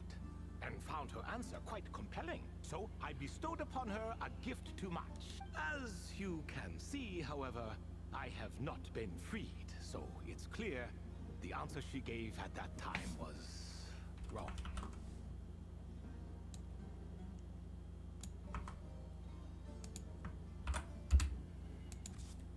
But alas, 3 people were chosen, and 3 questions were asked. So now all I can do is wait. Wait until her wisdom is in line with the rules set forth by my king. Until she has found the true answer to that question. No wonder there was no 3rd stone slab then. Or perhaps you're just not ready to include her in the story. Though, that might be a generous interpretation. Well, it's not merely because her story remains unfinished. As the remaining priests of this place left, or passed on, there were none left to record the events that followed. Besides, stone slabs are few and far between in the Great Red Sands. In the sprawling desert, very few things or people even manage to leave a trace. But sometimes I can't help but wonder if that young man from several centuries ago had been willing to answer my question.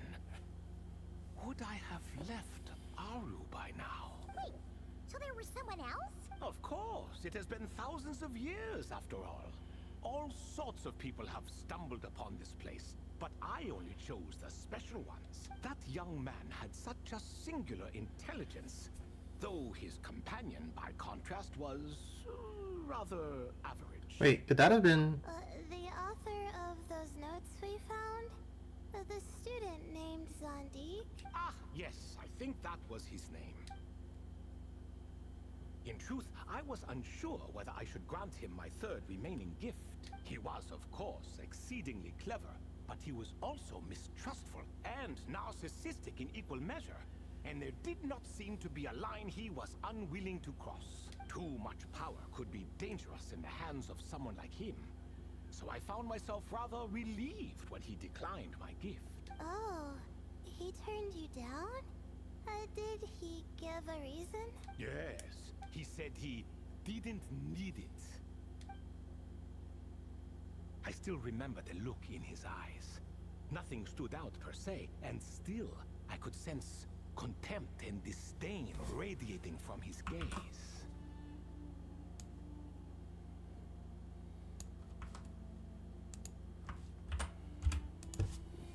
I could not give an exact reason, but on instinct I just knew. It would not end well to get close to a man like that. Zondik. I feel like I know that. Let's see. Zondik. Genshin. Oh, it's Dotor! Oh my god! I was like, I know this guy.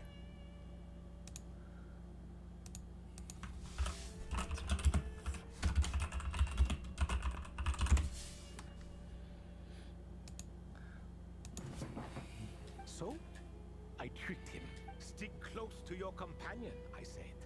Only the descendants of Tulatula can come and go as they please. Leave him behind, and there is no escape for you. So, does that mean his companion wasn't a descendant of Tulatula? Oh no, that part was true. The lie was in the other half. Anyone can enter or exit this place. There are no restrictions. I saw that his companion was exhausted and was concerned Sandik might leave him behind. Or worse, that some other accident might befall him. So I made up an excuse to prevent Sandik from going a step too far. What an evil man, this Sandik. Oh, and speaking of, Sandik's companion had the same blue hair and pointed ears as you. Wait, does that mean Layla's also a descendant of Tulatula? Indeed. When Hermanubis founded that city, he took in many who had nowhere else to go. Today, their progeny are scattered to the four winds, and indeed are far more numerous than I could have imagined. So the person you protected could have been my ancestor.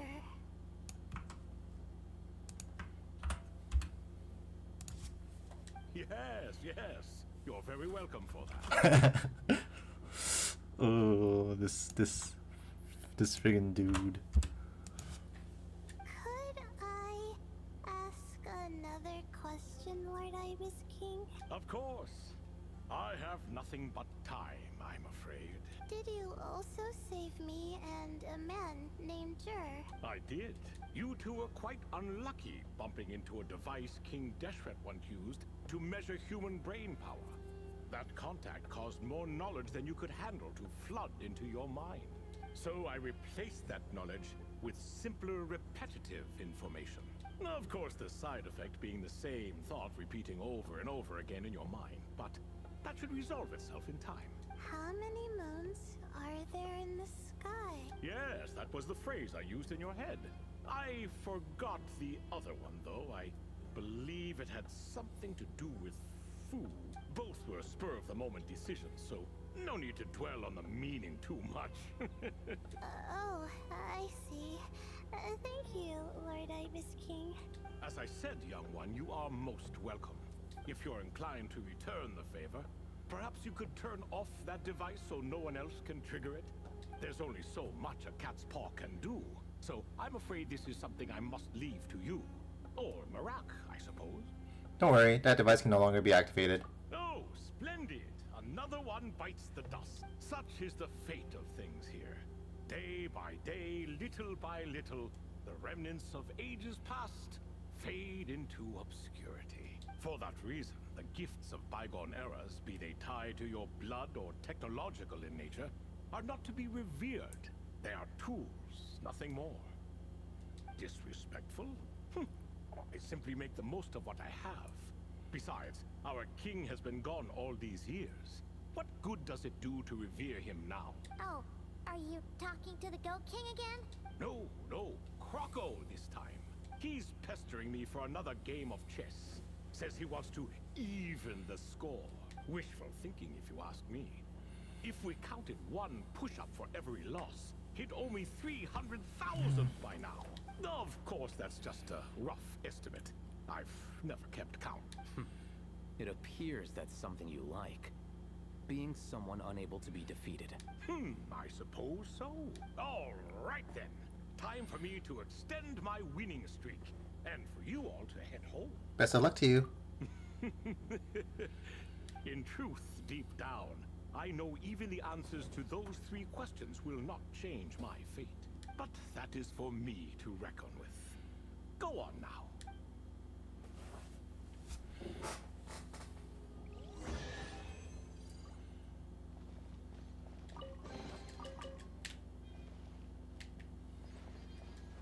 Very interesting conversation. Fucking daughter, though. An asshole.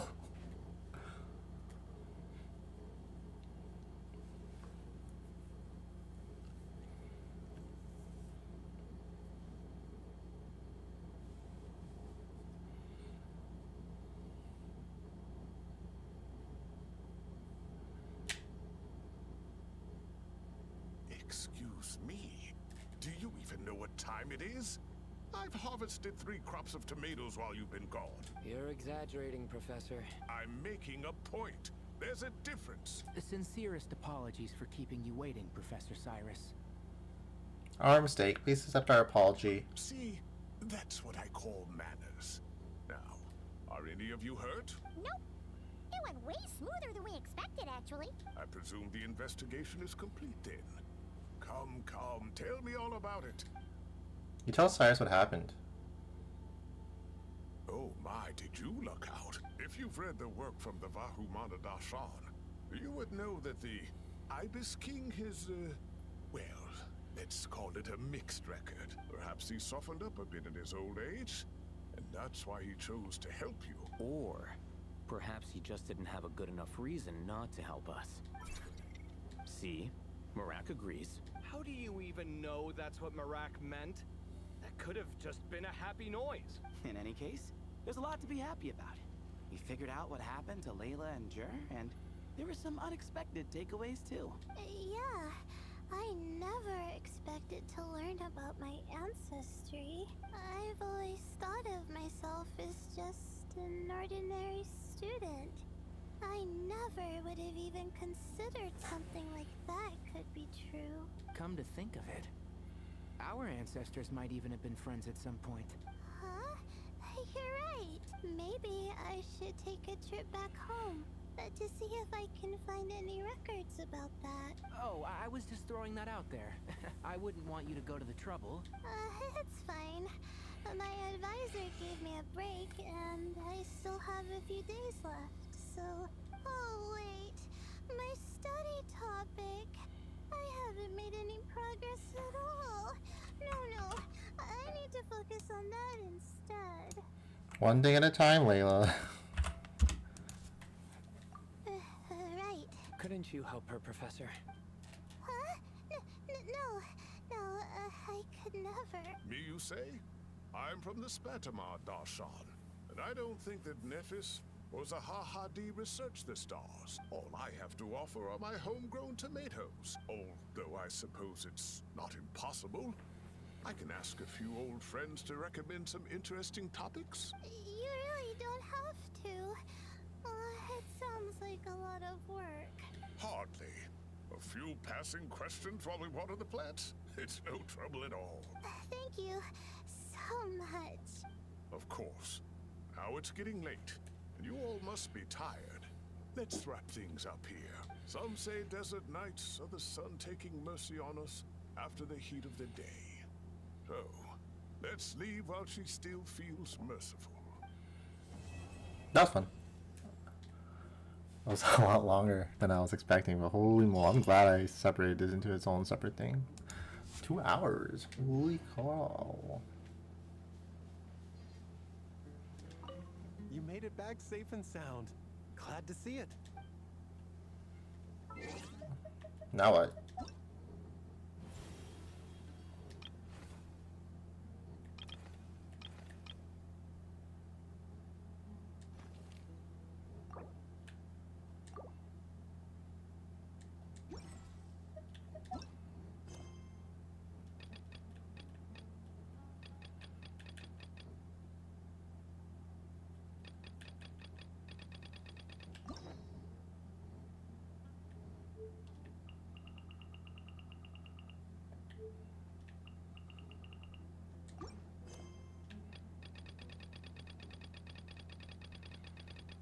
Probably call it here for now.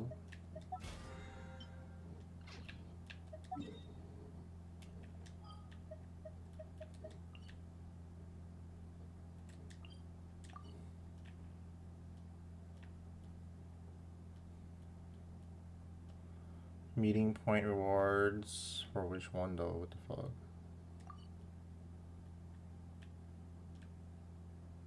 They all use the same fucking symbol.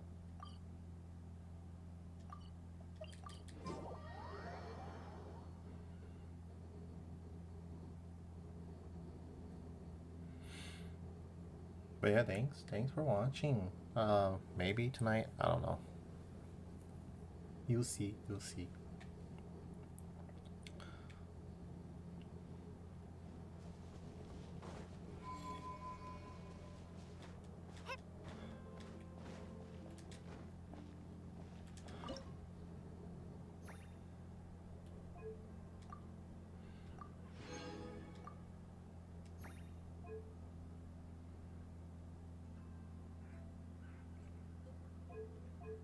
What do I do with these Luna sigils?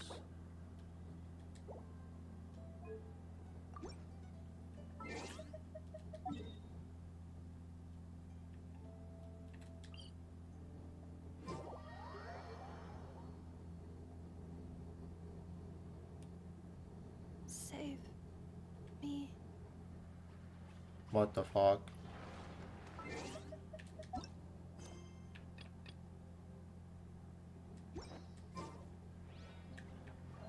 Are you serious? Where is that thing?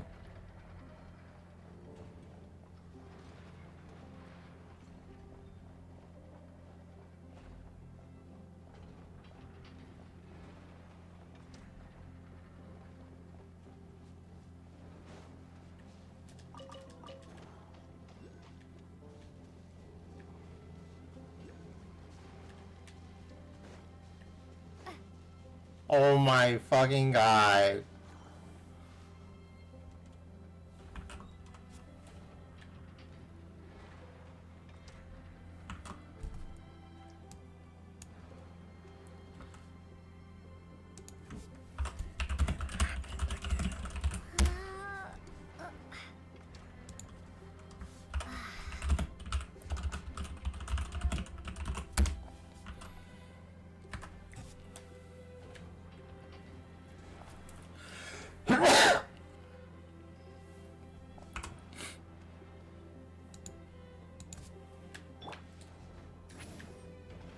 Let's see, can I get like a better image?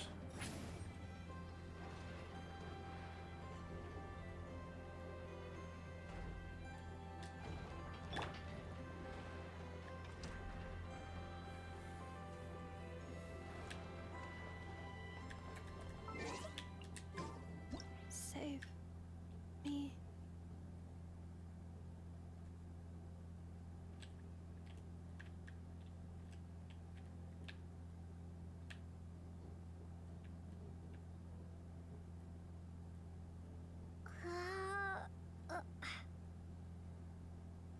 Save me.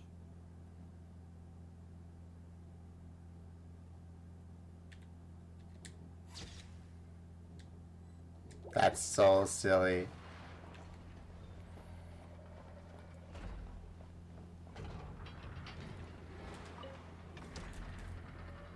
I know!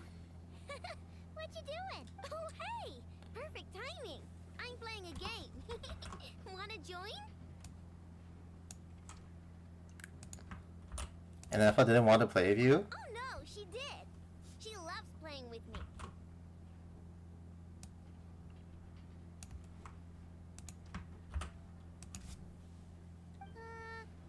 Then where is she?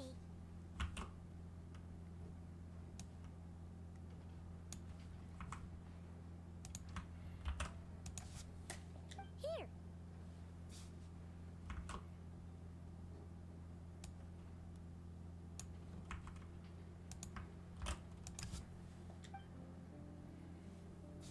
Save me.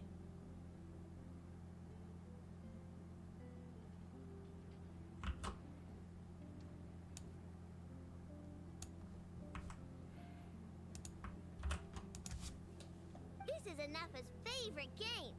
Cling Clang, I know, takes flight. She says it helps expand her horizons and exercise her joints.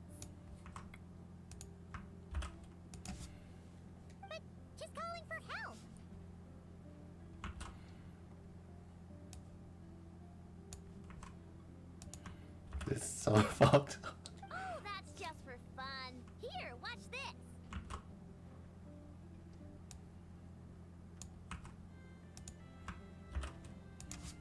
Enough, time to go home.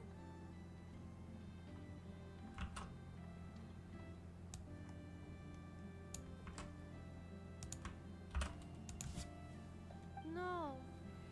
I want to keep playing.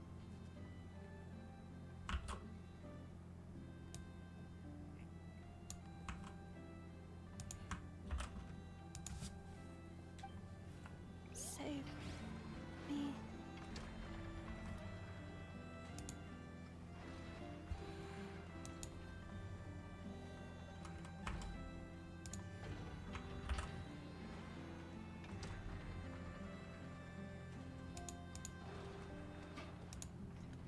Save me.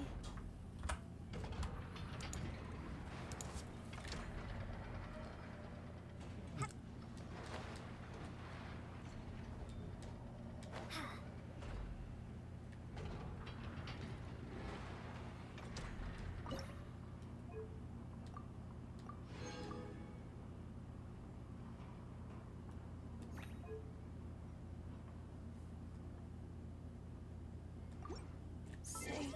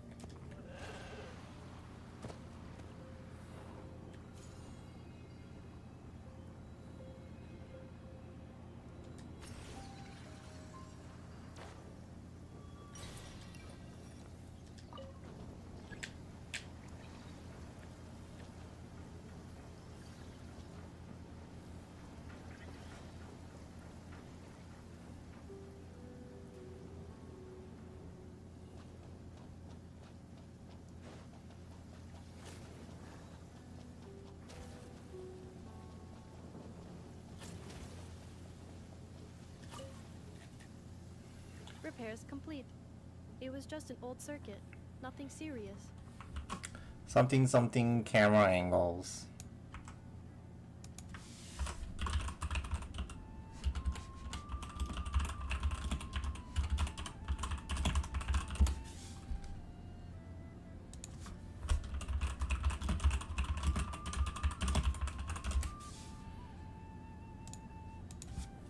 Such remarkable efficiency, Miss Inefa. If it weren't for you, this streetlight would have had me stumped. If it had proven beyond fixing, I may have had to take my own lantern and hang it in its place. Luckily, things didn't get to that point. You wouldn't have to need it to go that far. Aino previously proposed a solution. She said she could train the Ratniki so they'd have the basic knowledge to perform simple tasks, like repairing circuits. That way, you wouldn't need to inform Aino every time a streetlight goes out and then wait in the dark until I arrive to repair it. Are Nikki responsible for fixing the lights? Yes and no. Strictly speaking, maintaining the brightness of the lights has been their traditional role. Before the use of Kuvaki became widespread, the streetlights were powered by regular oil. Back then, people were needed to light and extinguish the flames. Because of how dangerous said streets were at night, the Ratniki took on this role. They already carried lanterns, in any case, and were adept at using them while fighting. But as I'm sure you've already noticed, the current streetlights are powered by Kuvaki, and it's not so easy to light or extinguish them using traditional means. Because of this, whenever a light goes out nowadays, all I can do is stand here helplessly and wait for a professional to come along and solve the problem. Why don't you let Aino give you some training? Have you not arranged to have classes? Aino organized an engineering seminar, but all the Ratniki made excuses to leave halfway through. They said things like, I have an urgent task, or I need to go on patrol, or it's time for me to make a report. I didn't leave. It is, after all, disrespectful to the host to leave a seminar early. True, but the biscuits you brought were too much of a distraction for Aino. She stopped teaching completely, and then I was so busy trying to stop her from eating that I could not take over the seminar. So please, The next time you attend a class of any kind, don't bring anything sweet that might attract Aino's attention. And don't bring any toys either. Ah, I promise I won't. Please say it in full. The last time you promised not to bring anything sweet, you brought a toy, and Aino was completely unable to continue. I promise I won't bring anything sweet, any toys, or anything else that might unduly divert Miss Aino's attention. That's better. I'll notify you when she next holds an engineering class. For now, I have to pick some lockaberries for her. Goodbye. Traveler, do you know of anything else besides sweet treats, toys, and small fluffy animals that might keep Miss Aino quiet for a while? I think you'd be better off An studying. hour shall suffice.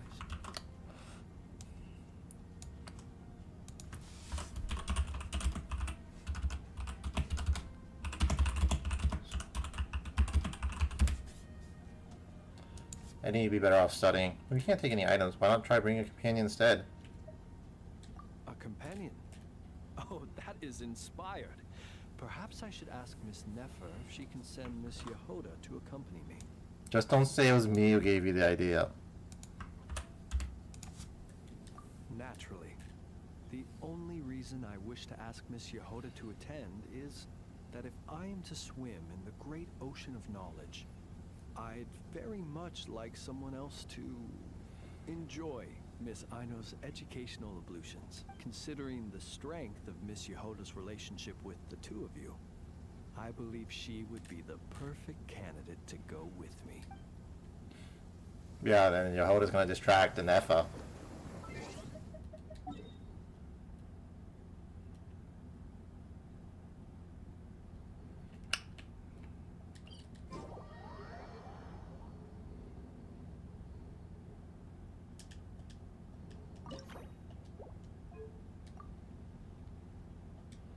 I need to do that one. What the fuck is it?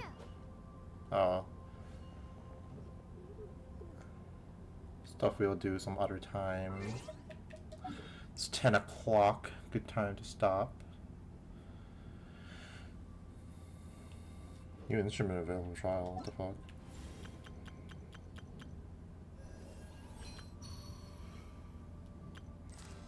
Yeah, I'm not doing this shit, dog.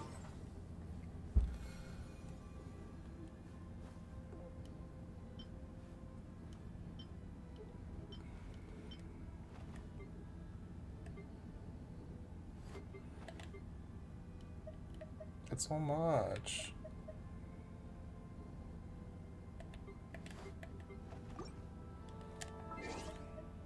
I guess I can pop into.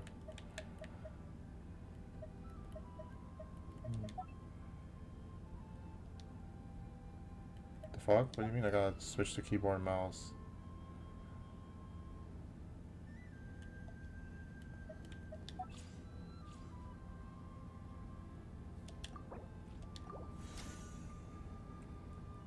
Oh yeah, thanks for watching. Bye bye.